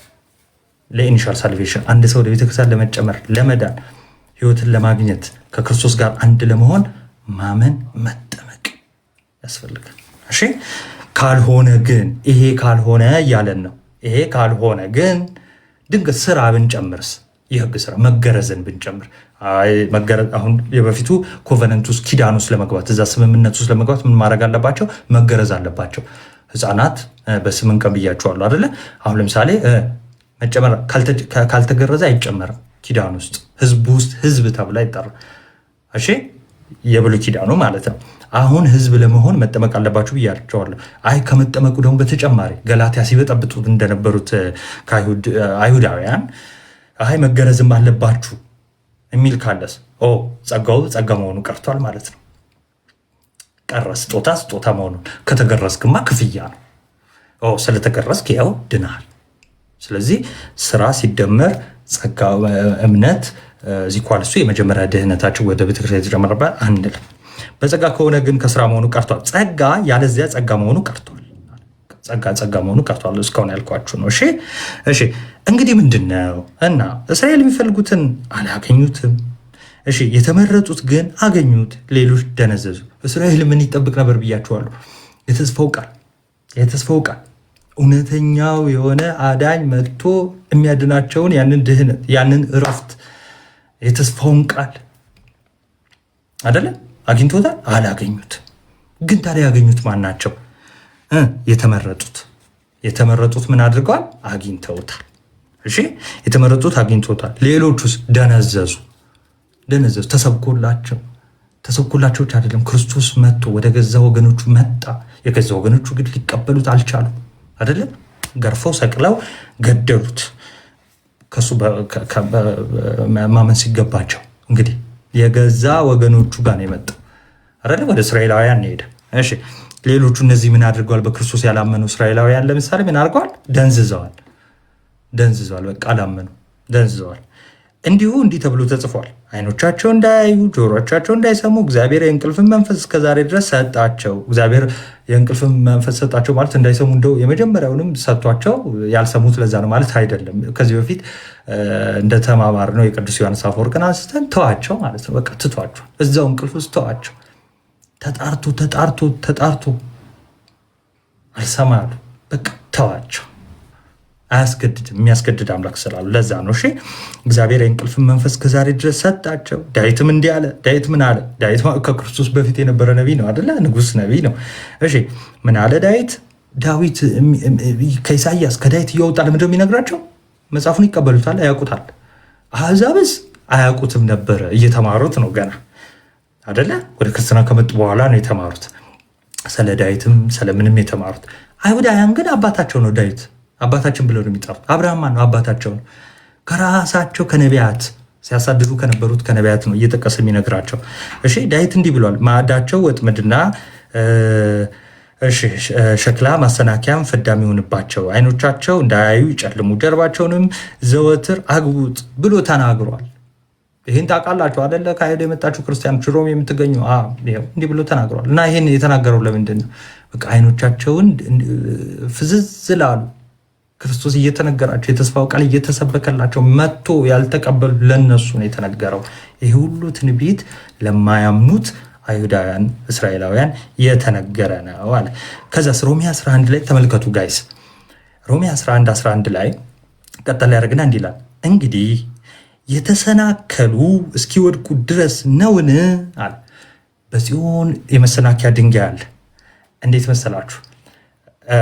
እሺ ምሳሌውን ተዉትና በክርስቶስ ነው። እሺ ያ የመሰናከያ ድንጋይ ለማ ለነሱ ለኛ አይደለም። ለኛ ስለምናምንበት አይደለም። ለማያምኑበት ግን በቃ ተሰናከሉበት ማለት ነው። በሱ እንቅፋት መታቸው ማለት ነው። እሺ ከዛን አሁን ያ የመሰናከያ ተሰናክለዋል። ምን በማለት ባለማመን በክርስቶስ ሄዱና ህዝብነታቸው ተጠብቆ እስከ ክርስቶስ ድረስ ደርሷል። ከህግ በታቸው ነው። ከዛ በኋላ ክርስቶስ ሲመጣ ተመልከቱ። ክርስቶስ ሲመጣ እመኑብኝ፣ ይኸው ከእግዚአብሔር ወጥቼ መጥቻለሁ፣ መጽሐፍት ሁሉ ስለኔ ነው ያለው፣ ይኸው ግለጡት፣ አንብቡት፣ እንዲህ ይህን ሁሉ አላቸው አይደል? ከዛስ ካመኑበት እሰየው፣ ያመኑበት ያላመኑበት ግን ምን አለው? ተሰናከሉበት። ለዛ ነው በእኔ የማይሰናከል ብፁዕ ነው ያለው።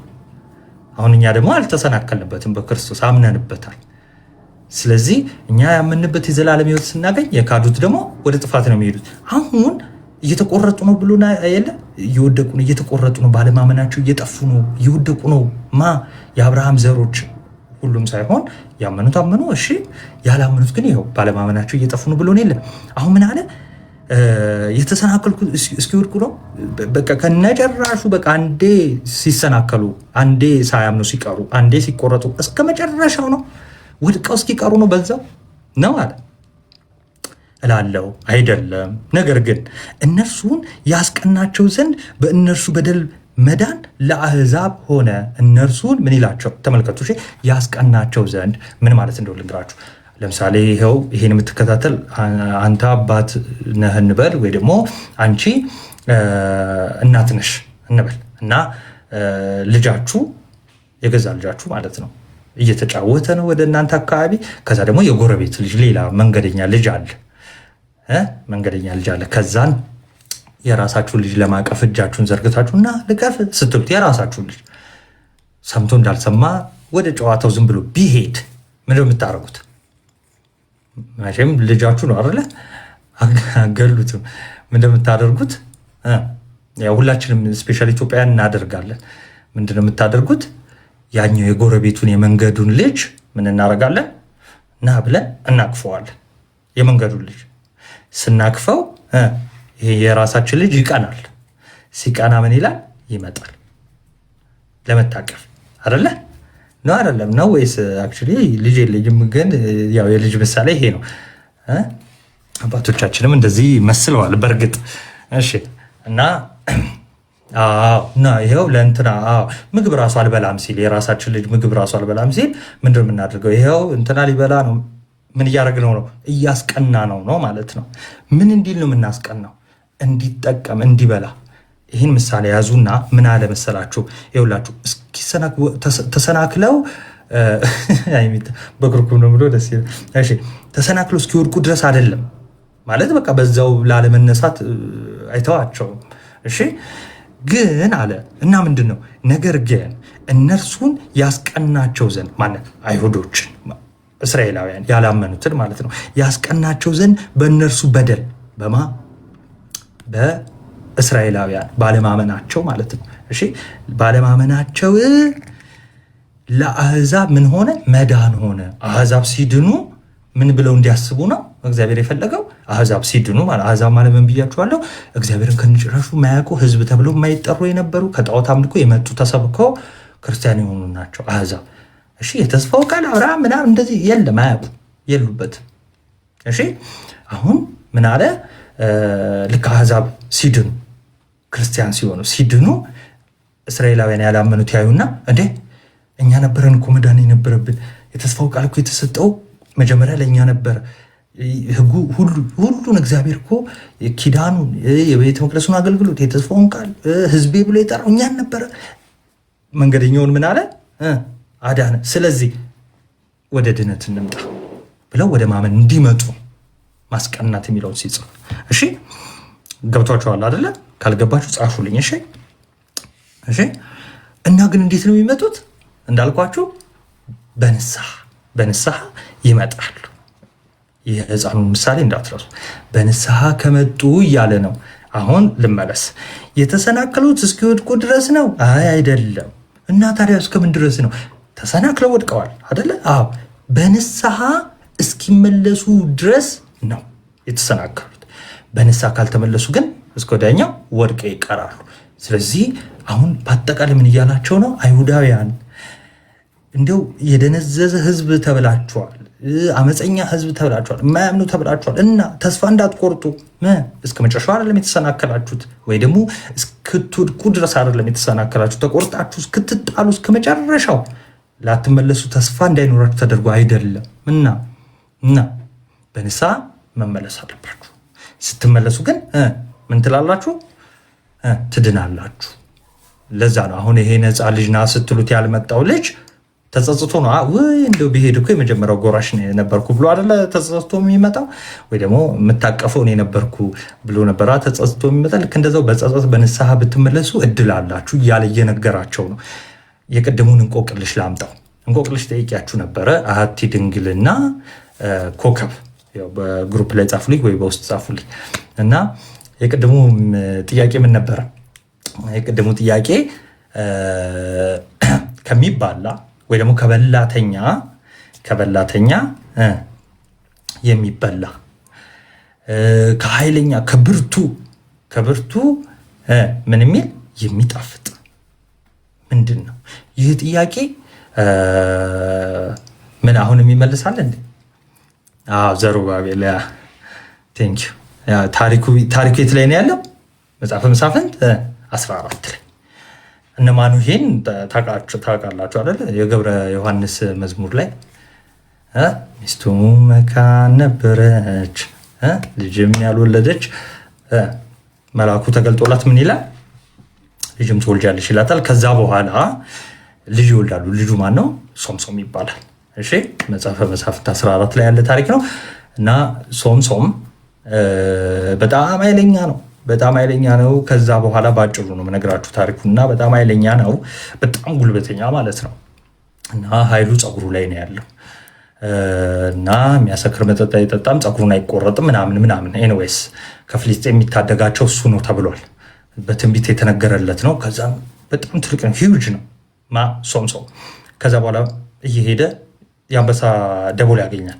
አንበሳ ያገኛል፣ ቅርጭጭጭ አድርጎ ይገለዋል። ምንም በእጁ ሳይዝ ነው የሚለው መጽሐፍ ቅዱስ።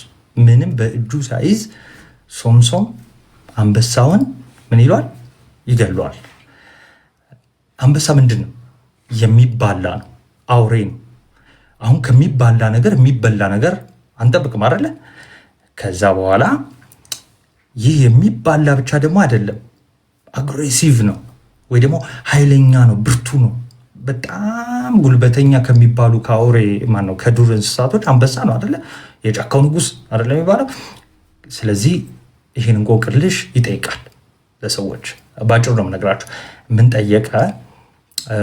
ይህንን ያልኳችሁን ጥያቄ ጠይቃችኋል። እሺ እና ጥያቄው እንዴት ነው የሚለውን ግን ታሪኩ በዋናነት እንድትረዱ ስለፈለኩ ነው። ስለዚህ አንበሳውን ቅርጭጭት አድርጎ የገለውና ይሄዳል እና ከቀናት በኋላ አንበሳውን ገሎታል ብያችኋለሁ፣ ምንም ሳይዝ። ከዛ ከቀናት በኋላ አንበሳውን ለማየት ሬሳውን የአንበሳውን ተመልሶ ወደ ማመጣ ወደ አንበሳው መጣ። ሲመጣ ምን አገኘ? አንበሳ ሆድ ውስጥ ንቦች ገብተው ምን ሰርተዋል? ማር። አንበሳ የሞተው አንበሳ ሆድ ውስጥ ማር ሰርተዋል። ከዛ ከማሩ ምን አለ? በልቷል። እየበላ ሄደ። ይሄ መጽሐፈ መሳፍንት 14 ላይ ያለ ታሪክ ነው። እሺ ዓለም እንደምን ተሳክሽ አላውቅም፣ አልገባኝም። ኤኒዌይስ አሁን ታዲያ ይህንን ታሪክ ለምን አመጣ? አይሁዳዊ ነው አይደለ? ሶምሶም እና የይሁዳ አንበሳ የተባለ ማን ነው? ክርስቶስ። እሺ አይሁዳውያኖች ወደ ገዛ ወገኑ መጥቷላ። ክርስቶስ ወደ ገዛ ወገኑ ወደ አይሁዶች ሲመጣ ምን አደረጉት? የይሁዳ አንበሳ የተባለውን ምን አሉ? ገደሉት፣ ሰቅለው። አይሁዳውያን እስራኤላውያን ገደሉት። ስቀለው፣ ግደለው ብለው ሰቅለውታል። እና ስቀለው የተባለው የይሁዳ አንበሳ የተባለው ነው እና ኃያል የሆነውን አምላክ ነው ስቀለው የተባለው። ከዛስ ገለውት ምን ብለዋል? ሄደዋል አይደለ? በቃ ሞተ፣ ቀበር ነው ብለው ሄደዋል ክርስቶስን። ከዛስ ሁሉም ናቸው እንዴ? አይደለም። እዛው ወታደር አለ። ይሄማ የእግዚአብሔር ልጅ ነው ብሎ ያመን አይደለ? ከገደሉት በኋላ ራሱ ከካዱት በኋላ ራሱ ተመልሰው እንደ ሶምሶም ቢመጡ ምን ያገኛሉ? ማር ያገኛሉ፣ ወይ ደግሞ የሚጣፍጥ ነገር ያገኛሉ። ምንድነው? ጌታችንን ህይወት ያገኛሉ ማለት ነው። ኢንስቴድ ኦፍ ማር ምን ያገኛሉ? ከክርስቶስ ህይወት ያገኛሉ። ከዛ ልክ ማሩን እንደበላ ያን ህይወት የሆነ ደግሞ ስጋና ደግሞ እንበላለን ማለት ነው። እና ምን አድርገው ከሄዱ እያላቸው ነው። ለምሳሌ ሐዋርያው ቅዱስ ጳውሎስ አንዴ ስትሰናከሉ እንደው ላለመመለስ በቃ በዛው ወደቃችሁ ማለት አይደለም። እና እንደ ሶምሶም ተመልሳችሁ ወደ ገደላችሁት ወደ ክርስቶስ ብትመለሱ ህይወትን ትበላላችሁ፣ ህይወትን ታገኛላችሁ። ሶምሶም ያኔ ምን በልቷል?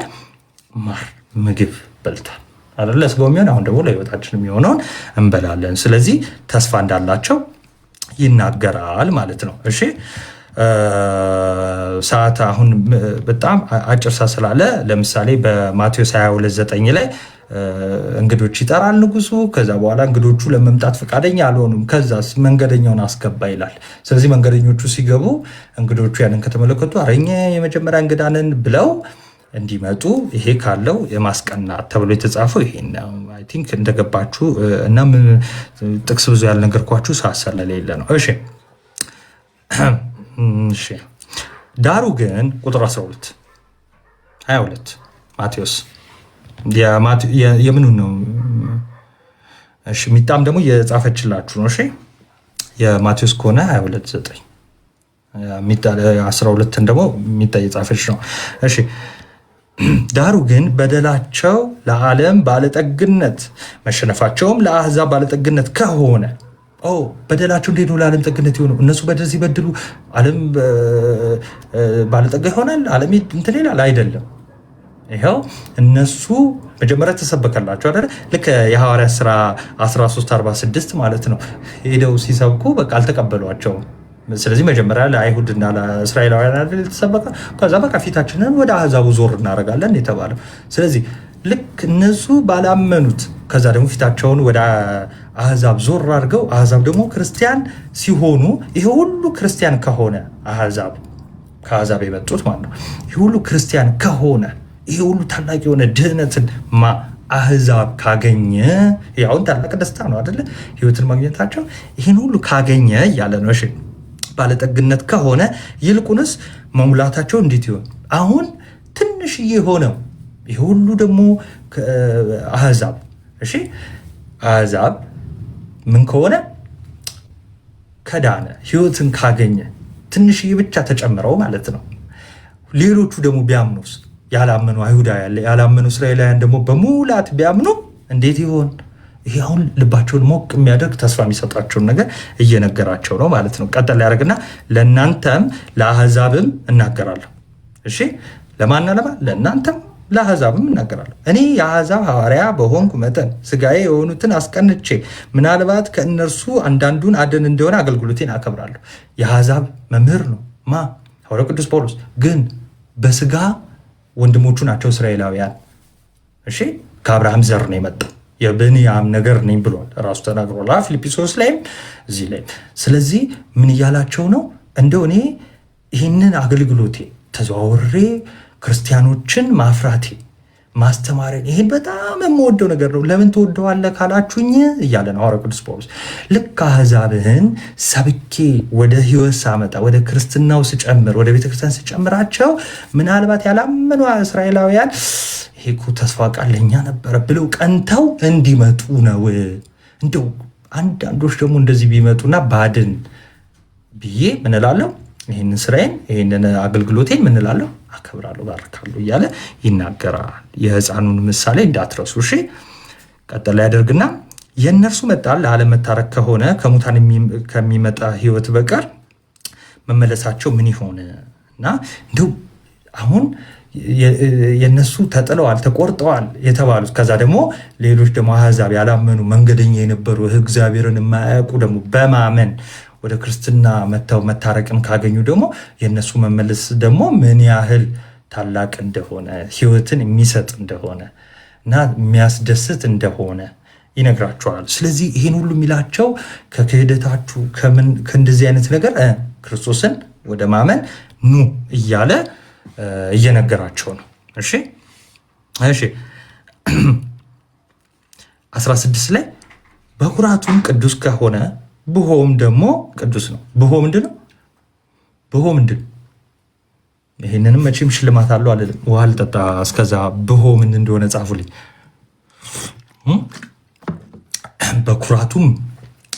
በኩራት ምንድን ነው?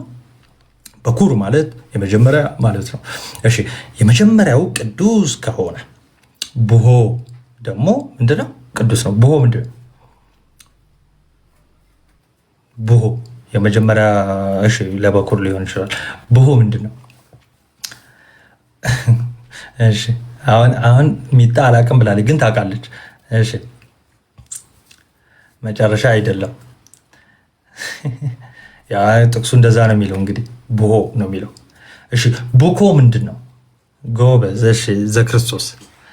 እሺ ሊጥ ማለት ነው። ቡኮ ማለት ነው። ብሆ ማለት ቡኮ ማለት ነው። ሊጥ በኩራት የተባለው መደንዝዝ። እሺ ሊጥ ማለት ነው ብሆ ማለት። እሺ በኩራት የተባለው ወይ ደግሞ የመጀመሪያው አሁን ሐዋርያው ቅዱስ ጳውሎስ በአማርኛ ይቅርታ፣ በጣም በአማርኛ ብሆ ነው የሚባለው ባይዜ መሰለኝ። ቡኮም በሉት ችግር የለውም፣ ሊጥም በሉት።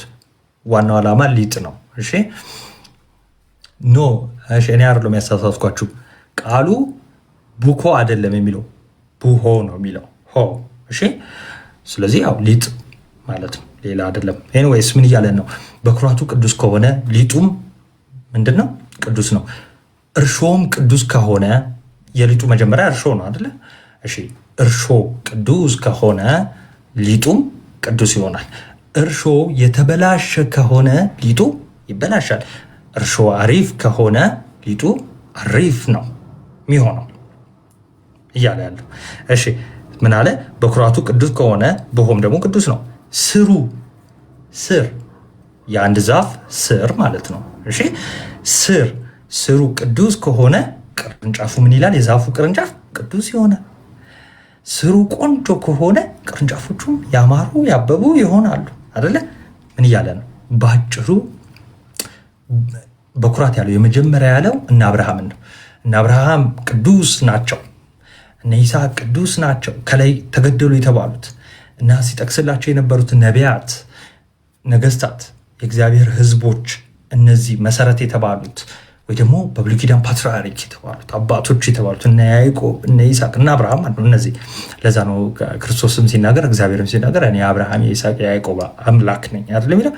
እነሱ ቅዱሳን ናቸው እና የተስፋውን ቃል አስቀድመው አምነዋል አይደለ?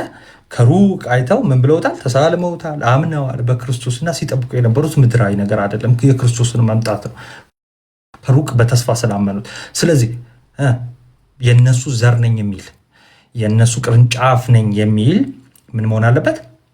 ቅዱስ መሆን አለበት ማለት ነው። ለምን? እነሱ ቅዱሳን ናቸው። እሺ ስለዚህ ቅርንጫፉ ውስጥ ምን የለም ማለት ነው። ቅርንጫፍ ሆኖ እያደገ ቅዱስ ያልሆነ የለም። አብርሃም በክርስቶስ ያምናል። ስለዚህ ቅርንጫፎቹ ወይም ደግሞ ይሄው ቅርንጫፍ የተባለ አሁን ለምሳሌ የአብርሃም ዘሮች ማለት ነው። ሮሜም የሚገኙ ሊሆኑ ይችላሉ። የአብርሃም ዘሮች ክርስቶስን የሰቀሉት የአብርሃም ዘሮች ናቸው። ለምሳሌ እነሱም ምን መሆን አለባቸው? ቅዱሳን ካልሆኑ ግን ምን ይገጥማቸዋል የሚለውን ቀጠል አድርጎ ይነግረናል። እሺ ደግሞ ቅዱስ ነው። ስሩም ቅዱስ ከሆነ ቅርንጫፎች ደግሞ ቅዱሳን ናቸው ካለ በኋላ ነገር ግን ከቅርንጫፎች አንዳንዶች ቢሰበሩ፣ ስለዚህ ይሰበራሉ ማለት ነው። ከነዚህ ከቅርንጫፎች መካከል ከአብርሃም ዘሮች ከእስራኤላውያን አንዳንዶች፣ ሁሉም አይደለም፣ አንዳንዶች ቢሰበሩ አንተም ማለት ከላይ ለማንና ለማን እናገራሉ ብለዋል? ለአሕዛብና ለአይሁዳውያን። እሺ አንተ ያለው ማን ነው? አሕዛብን እና ምን አለ? አንተም የበረሃ ወይራ የሆንክ። እሺ ወይራውን ልንገራችሁ። ወይራ ሁለት አይነት ወይራ አለ እዚህ ክፍል ላይ ሲጠቅስ፣ የበረሃ ወይራ እና የወይራ ዘይት የሚያፈልቀው ወይራ ወይ ደግሞ የማይረባ ወይራ እና የሚረባ ወይራ ብላችሁ ሰጡት። እሺ ሁለት አይነት ዛፍ አለ። የበረሃ ወይራ የሚላቸው አሕዛብን ነው። አይፈለግም፣ ዘይት አያወጣም፣ ዝም ብሎ ደረቅ ዛፍ ነው። የበረሃ ማለት ማንም አይፈልገውም። እና የወይራ ዘይት የሚያወጣው ዛፍ ደግሞ የሚፈለገው አሪፉ ዛፍ ነው። እሺ ምን አለ? አንተ አሕዛብ ምንድነው ብያቸዋለሁ? እግዚአብሔርን ጭራሽ አያውቁም ነበር። ከጣዖት አምልኮ ተሰብኮላቸው ነው ክርስቶስን ያመኑት። ኦኬ አንተ የበረሃ ወይራ፣ ያ ማለት ድሮ ምን ነበርክ? የማትፈለግ እግዚአብሔርን የማታውቅ በበረሃ ያለ። እሺ በበረሃ ያለ። እሺ የበረሃ ወይራ የሆንክ በመካከላቸው ገብተህ ከነርሱ ጋር ከነማ ከአይሁዳውያን ከእስራኤላውያን ከአብርሃም ዘሮች ጋር መካከላቸው ላይ ገብተሃል። እሺ ከዛስ ከነርሱ ጋር የወይራ ዘይት ከሚወጣው ስር ተካፋይ ከሆንክ በቅርንጫፎች ላይ አትመካ። ምን ብሏል? ስለዚህ እነሱ ያሉበት ቅርንጫፍ ምንድን ነው?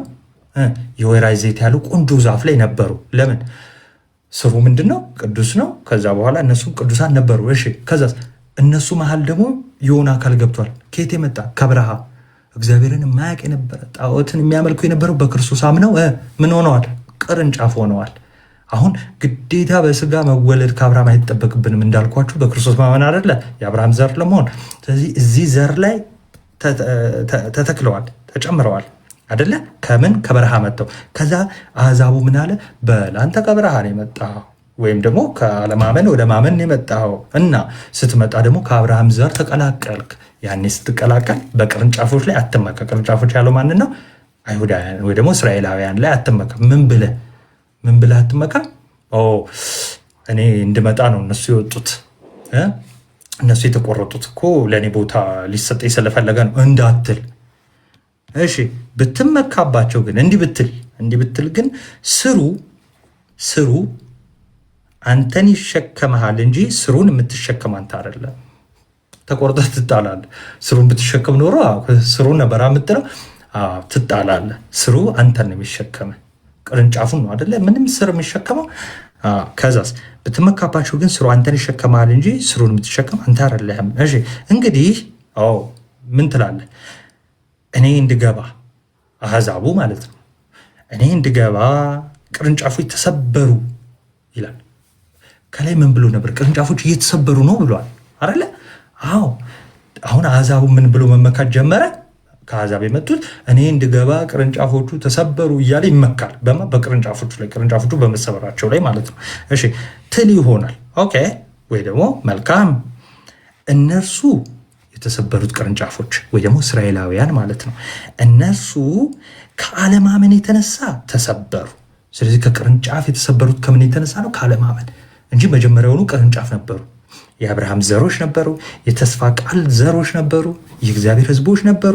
ከዛን እነዚህ ዘር ሆኖ ቅርንጫፍ ሆኖ ኖሩና ክርስቶስ መጣ። ክርስቶስ የሁሉ ፍጻሜ ነው። ከዛ ክርስቶስን አናምንም ሲሉ ይሰበራሉ፣ ይሰበራሉ። አናምንም ሲሉ ይሰበራሉ። አናምንም ያሉት ይሰበራሉ። እናምናለን ብለው የቀጠሉትስ በዛው ቅርንጫፍ ሆኖ ይቀጥላሉ። አሕዛብስ ከደጅ እንደዚህ ይመጣና አምናለሁ ሲል ቅርንጫፍ ይሆናል። ከየት ነው የመጣው? ከበረሃ። ወዴት መጣ? ወደ በረሃው የወይራ ዛፍ ነው የሄደው? አይደለም። ከበረሃው ከማይጠቅመው ወደሚጠቅመው መጣ፣ ህይወት ወዳለበት ማለት ነው። እሺ ስለዚህ ቅርንጫፎችን እንድገባ ተሰበሩ ትል ይሆናል። እነርሱ ካለማመን የተሰበሩት። አንተም አሕዛቡ አምነህ ተጠምቀህ ድኛለሁ ብለህ ታስብ የለ? እሺ ከእምነት የተነሳ ቆመሃል። ስላመንክ ቅርንጫፍ ሆነህ ቆመሃል። እሺ ፍራ እንጂ የትዕቢት ነገርን አታስብ። ፍራ። ለምን እንደምትፈራው ይነግረናል። ለምን ፍራ እንዳለ መፍራት አለብህ። አዎ አምናሃል፣ በክርስቶስ አምናሃል። አዎ እና ለምን መፍራት እንዳለብህ፣ ትዕቢትን ማስወገድ ለምን እንዳለብህ ሲናገር እዛው ቀጠል ያደርግና እግዚአብሔር እንደተፈጠሩት ለነበሩት ቅርንጫፎች፣ እንደተፈጠሩ ቅርንጫፎች የነበሩት ማን ናቸው? ከበረሃ ያልመጡት ማለት ነው። እንደተፈጠሩ ሲወለዱ ከአብርሃም ዘር እንደተፈጠሩ ማለት ነው። የአብርሃም ዘር የነበሩት እስራኤላውያን ህዝቡ ማለት ነው። እግዚአብሔር እንደተፈጠሩ ለነበሩ ቅርንጫፎች የራራላቸው ካልሆነ ተቆርጠው የሚጣሉ ካልሆነ ተቆርጠው የሚጣሉ ከሆነ አራራላቸው ማለት ነው።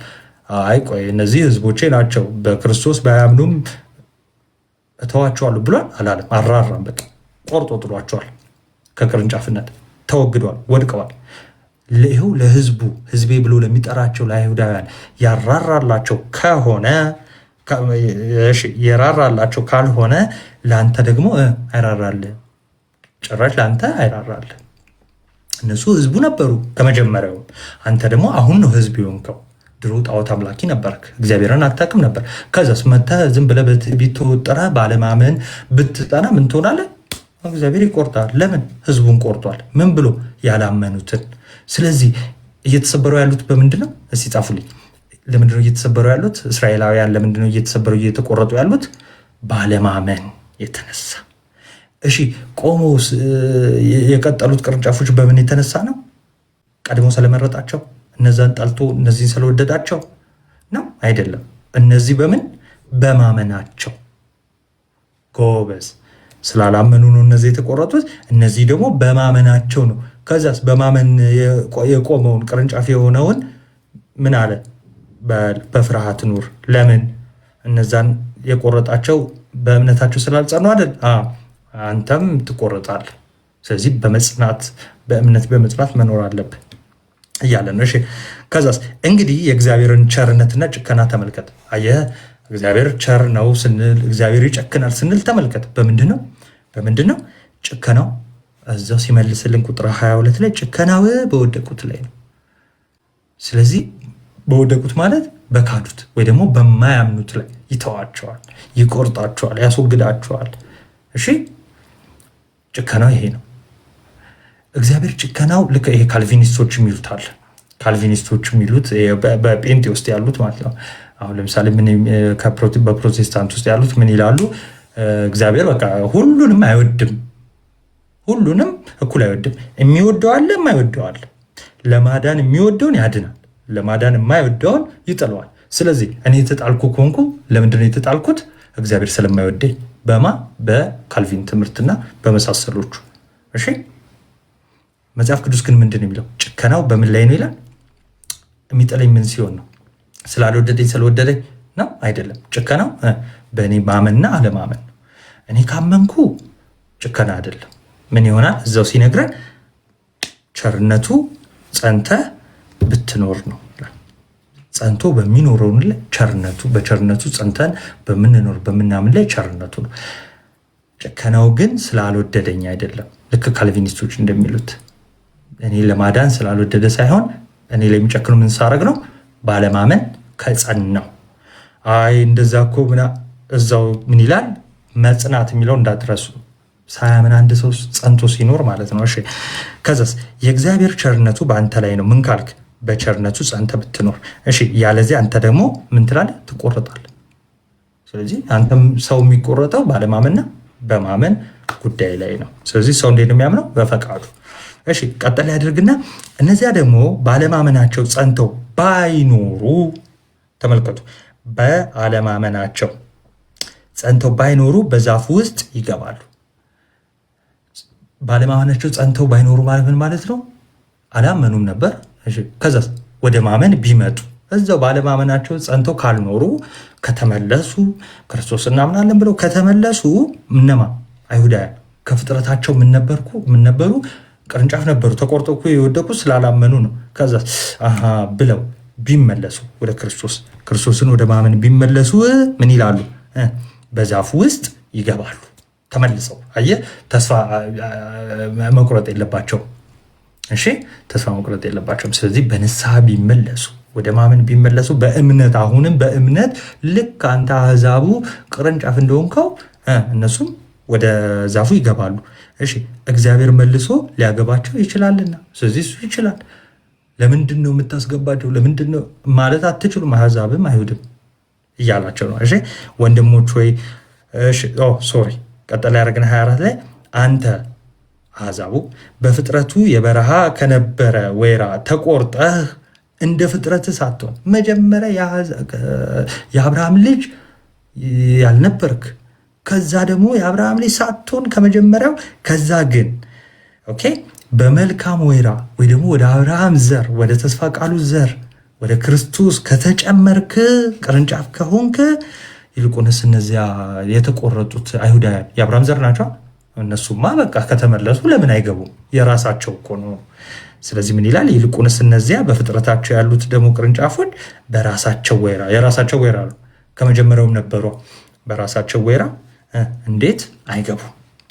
ወንድሞች ወይ ልባሞቹ ወንድሞች ወይ ልባሞቹ የሆናችሁ እንዳይመስላችሁ። ጠቢባንን ብትሉ እንደዛ እንዳታስቡ፣ እንዳትታበዩ። ጠቢባንን ነገሮች እናውቃለን ብላችሁ እንዳትታበዩ። እና አንድ ምስጢር ግን ልንገራችሁ። ይህን ምስጢር ታውቁ ዘንድ እወዳለሁ። የአሕዛብ ሙላት እስኪገባ ድረስ ድንዛዜ በእስራኤል በአንዳንድ በኩል ሆነባቸው። አሕዛብ ለሽ ምስጢርን ታውቁ ዘንድ እወዳለሁ። የአሕዛብ ሙላት እስኪገባ አሕዛቦች እየተጠመቁ ክርስቲያኖች እስኪሆኑ ድረስ ሁሉም ሳይሆን በአንዳንድ በኩል ምን ብለዋል? ሳያምኑ ደንዝዘው ቀርተዋል። አሕዛቦች ክርስቲያን እየሆኑ እየተጠመቁ እየገቡ እነዚህ ደንዝዘው ቀርተዋል። ባለማመን ማለት ነው። ድንዛዜ ሆነባቸው። እሺ እንደዚሁም እስራኤል ሁሉ ይድናል፣ እንዲህ ተብሎ ተጻፈ። መድኃኒት ከጽዮን ይወጣል፣ ከያዕቆብ ኃጢአተኝነትን ያስወግዳል። ኃጢአታቸውንም ስወስድላቸው ከእነርሱ ጋር የምገባው ኪዳን ይሄ ነው ይላል። ስለዚህ እስራኤል ይድናል። አዎ እስራኤል ይድናል። ምን ያለ እስካሁን እንዳየነው ምን ያለ ያመነው ይድናል።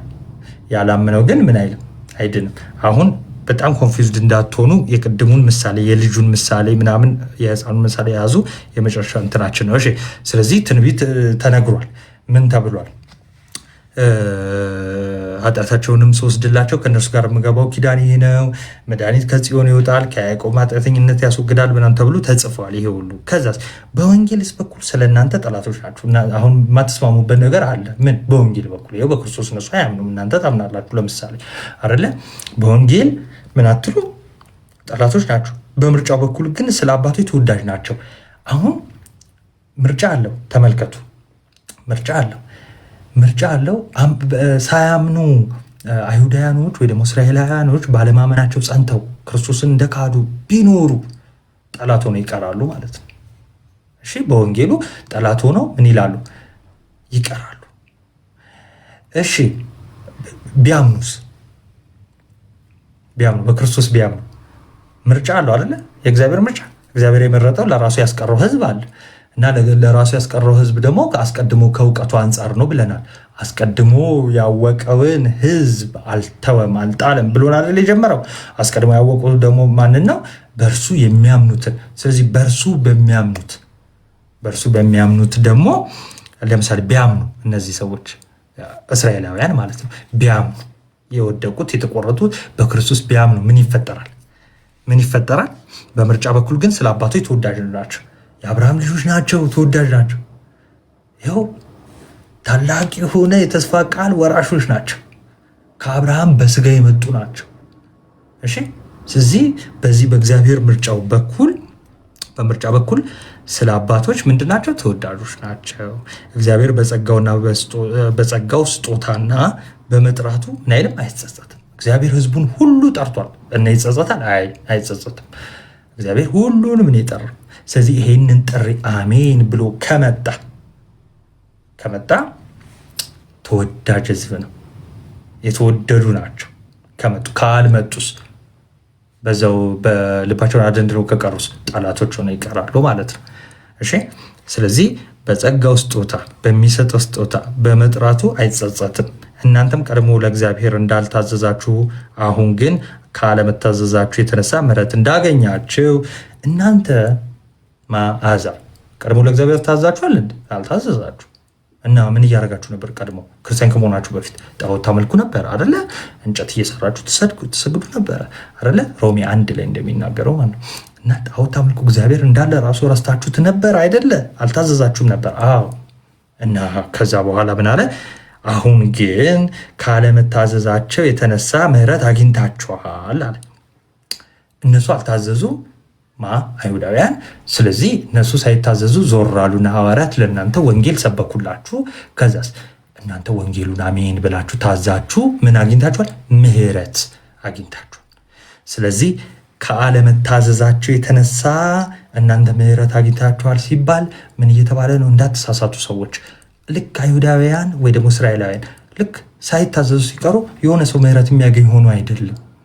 እነሱ ስላልታዘዙ፣ እሺ እነሱ ስላልታዘዙ፣ እስራኤላውያን ያልታዘዙት፣ ከዛ በኋላ ወንጌል ለነዚህ ሲሰበክላቸው ለአሕዛብ ምን አሉ? ታዘው መጥተዋል፣ ምህረትን አግኝተዋል። አሜን ብለው ስለመጡ በክርስቶስ ስላመኑ። እሺ ለዛ ነው ከእነሱ ባለመታዘዛቸው እናንተ ምን አግኝታችኋል?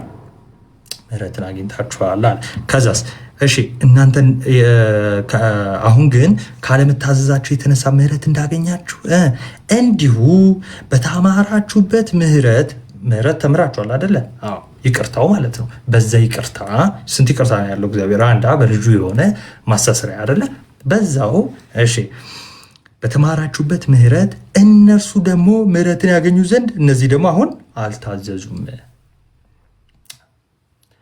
እሺ ስለዚህ ምህረት ማግኘት አለባቸዋል። ስለዚህ እነሱ ሳይታዘዙ ሲቀር ነው ምህረት የሚያገኙት አንልም። ቅድም እንዳልኳችሁ የነዚህ መጨመር ለነዛ ቅናት ሆኖ ወደ ወንጌሉ እንዲመጡ፣ ወደ እንትኑ እንዲመጡ፣ ወደ ርስታቸው እንዲመለሱ ያለውን ነገር ይናገራል። ስለዚህ ልክ የአሕዛብ መምጣት ከምን አንጻር ነው የምናየው? አሕዛብ አይሁዳውያን ወይ ደግሞ እስራኤላውያን ባለመታዘዛቸው አሕዛብ ምህረት አገኙ ከተባለ ዝም ብሎ ብቻ አተካክቶ ወይም ደግሞ የሆነ አንዱ ባለመታዘዙ አንዱ ምህረት አገኘ ለማለት አይደለም። እሺ ወንጌል ተሰበከላቸው። እንዴት? እሺ ባጭሩ ልንገራቸው። ክርስቶስ መጣ ወደ እስራኤላውያን፣ ከዛስ ሰቀሉት፣ ከዛስ አሕዛብ አመኑበት። ያው ይህን ስንል ግን እስራኤላውያን ቅዱስ ጳውሎስ ሙሉ እስራኤላውያን እንትን ብሏል ክዶታል እያለ አይደለም። አንዳንዶች ነው የሚለው ያላመኑትን ማለት ነው። አሁን እስራኤል ሀገር ያሉትን ለምሳሌ አላመኑትም። እሺ ስለዚህ ቀጥል ያደረግና እግዚአብሔር ሁሉን ይምር ዘንድ ሁሉን ባለመታዘዝ ዘግቶታል። ስለዚህ ካልታዘዛችሁ የምህረት በሩ የእግዚአብሔር ምንድነው? ዝግ ነው። ከታዘዛችሁ ደግሞ ምንድነው? ክፍት ነው። ሁሉን አለ እና ክርስቶስ ከመምጣቱ በፊት ሁሉም ባለመታዘዝ የምህረት በሩን ክፍት ሆኖ ሊያገኝ አልቻለም አይደለ? ከዛ በፊት ከክርስቶስ በፊት ካላችሁ ከክርስቶስ በፊት አሕዛብ ጣዖት ነበር የሚያመልኩት። ለእግዚአብሔር ታዘዋል? አልታዘዙም። ስለዚህ የምህረት በሩ ምንድነው? ዝግ ነው። ክርስቶስ መጣ። ከዛ ክርስቶስን ምን አሉ? አሕዛብ አመኑ። ስለዚህ በሩ ይከፈትላቸዋል። እሺ አይሁዳውያን ጋር እንሂድ። ለአይሁዳውያን ወይ ደግሞ እስራኤላውያን ታዘዋል መጀመሪያ አይደለ? ከዛስ ክርስቶስ መጣ። ክርስቶስን አመኑ? አላመኑ? አልታዘዙም። ስለዚህ ይዘጋባቸዋል ማለት ነው። ስለዚህ የእግዚአብሔር ምህረት ክፍትና ዝግ የሚሆነው ከምን አንጻር ነው? ምህረቱ ከመታዘዝና ካለመታዘዝ። ሰው ካመነ በሩ ክፍት ይሆናል። የምህረት በሩ ምህረቱን ያገኛል። ሰው ካላመነ ግን ምህረቱን አያገኝም ማለት ነው። እና ከዚህ በኋላ የእግዚአብሔር ምስጋና ነው። ስለነበረን ቆይታ የአምላካችን ስም የተመሰገነ ይሁን። ይከብዳል ብዬ አላስብም። እንዴት ነው ከበዳችሁ?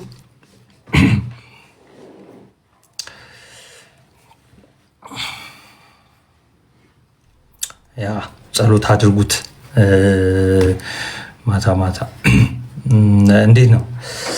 ይከብዳል ትንሽ እንትን ሊያደርግ ይችላል። እንዳትረሱ፣ ያቺ የህፃኗን ምሳሌ እንዳትረሱ። አሁን ለማስቀናት ነው፣ አይሁዳውያንን ለማስቀናት ነው፣ እስራኤላውያንን ለማስቀናት ነው አሕዛብ የመጡት ሲል ምን እያለ ነው? ቢያንስ እነሱን አይተው እንኳን ከመጡ ለምንድን ነው ለማይታዘዙ ህዝቦች ልክ ሮሜ 9 ማነው ሮሜ 10 ወደ መጨረሻ ላይ ምን ይላል? ይህ ህዝብ አይታዘዝም ተብሏል። አይሁዳውያን አልታዘዙም ወይም ደግሞ አያምኑም። ተከራካሪ ማለት ባይዘው እውነቱን የሚቃወም ማለት ነው እንጂ እኛ እዚህ ላይቭ ላይ እንደምንከራከረው ተከራካሪ አይደለም። ሐዋርያው ቅዱስ ጳውሎስ ክርክር፣ ጠብ ወይ ደግሞ መከራከር ምናምን ሲል ማለት ነው ባጭሩ። ኤኒዌይስ ምንድነው ዛፍ ጭንቅላታችሁ ውስጥ አሉ፣ ቅርንጫፍ አለው፣ እሺ፣ እና ስር አለው እና ይህ ስር ታላላቅ አባቶች የምንላቸው እነ አብርሃም፣ እነ ይስሐቅ፣ እነ ያዕቆብ ናቸው ስር የተባሉት ማለት ነው። ከዛስ ቅርንጫፎቹ ደግሞ ዘሮቹ ናቸው። መቼም ኦብቪየስሊ የልጅ ልጅ እያለ እና እስከ ክርስቶስ እንደዛ መጡ። ከዛስ አሁን እዚህ ዘር ውስጥ እኛ ነን። የሚገርማቸው ይኸው እዚህ ላይቭ ውስጥ ያለን አሁን ክርስቲያኖች ኢትዮጵያ ውስጥ ያለን በ5ቱ ማህት ቤተክርስቲያን ውስጥ ያለን አንድ ቤተክርስቲያን ስለሆነ ማለት ነው እዚህ ቅርንጫፍ ውስጥ ነን። አይገርምም? እነ ያዕቆብ እነ አብርሃም ዘር ውስጥ ነን ያለን በማ በክርስቶስ። ለምን? ክርስቶስ ምንድን ነው? የአብርሃም የያዕቆብ የይስሐቅ የነ ዳዊት ዘር ስለሆነ አባቶችም ከነርሱ ናቸው ተብሏል አይደለ? ከአይሁዳውያን ናቸው። የእነሱ እኮ ለየት የሚያደርጋችሁ ጋይስ በጣም የሚገርሙት አባቶቻቸው እንግዲህ እነ አብርሃም እነዚህ ታላላቅ አባቶች የእነሱ ዘር ናቸው እና ከነሱ ዘር ደግሞ ክርስቶስ በስጋ መጣ ተብሎ ተጽፏል። እሱም የታመነ የዘላለም አምላክ ነው ተብሎ ተጽፏል። አይቀበሉትም። እዚህ ፓርት ላይ አይቀበሉትም። ሌላውን ምናምን ይቀበላሉ። አብርሃም ምናምን አባታች በጣም ነው በውስጥ የሚያደርጉት የአብርሃም ልጆች ዘሮች መሆናቸው ምናምን በጣም ነው በቃ ኩራት። እና አሁን ለምሳሌ እዚህ ውስጥ ያላችሁ ይሄ መጨረሻ ወሬ ነው፣ እንደ ትምህርት አትወሰዱ፣ ችግር የለም። እና አሁን እዚህ ውስጥ ያላችሁ እዛ እስራኤል ሀገር ሄዳችሁ ማለት ነው እናንተ አሕዛብ ናችሁ። እሺ ለነሱ በእነሱ አይን ነው እሺ። እና ስትሄዳችሁ እናንተ እኮ ምናምን ብላችሁ ብታስተምሯቸውም እንደሚሏችሁ ታውቃላችሁ። እኛ እኮ የአብርሃም ዘር ነን አንተ ልታስተምረን ነው የሚሉት። በጣም ነው ቡስት የሚያደርጉት። እና ይሄ መኩራራታቸው የሚገርማቸው ክርስቶስ ላይ ሁሉ አድርገውታል ማለት ነው። ክርስቶስ ላይ ሁሉ አድርገውታል። ባሪያ አትሆኑም ነበረ ብሎ ሲላቸው እኛ እኮ የአብርሃም ዘር ነን ለክርስቶስ ነው የሚሉት። እኛ እኮ የአብርሃም ዘር ነን ባሪያ ተደርገን አልተገዛንም ይሉታል። ከዛ በኋላ ኃጢአትን የሚያደርግ የኃጢአት ባሪያ ነው ብሎ ይመልስላቸዋል። ያው መልስ አይችሉትም ጌታ ስለሆነ ማለት የእኛ ጌታ ስሙ ከፍ ይበልና ኤኒዌይስ። ስለዚህ እዚህ ቅርንጫፍ ውስጥ እዚህ ዘር ውስጥ በምን ገብተናል? በእምነት እና በምስጢራት በጥምቀት። ይህን ይመስላል። ከከበዳችሁ እንግዲህ ግሩፕ ላይ ይጻፉልኝ። ስለነበረን ቆይታ አምላካችን ስም የተመሰገነ ይሁን። ሰዓት በጣም ስለሄደ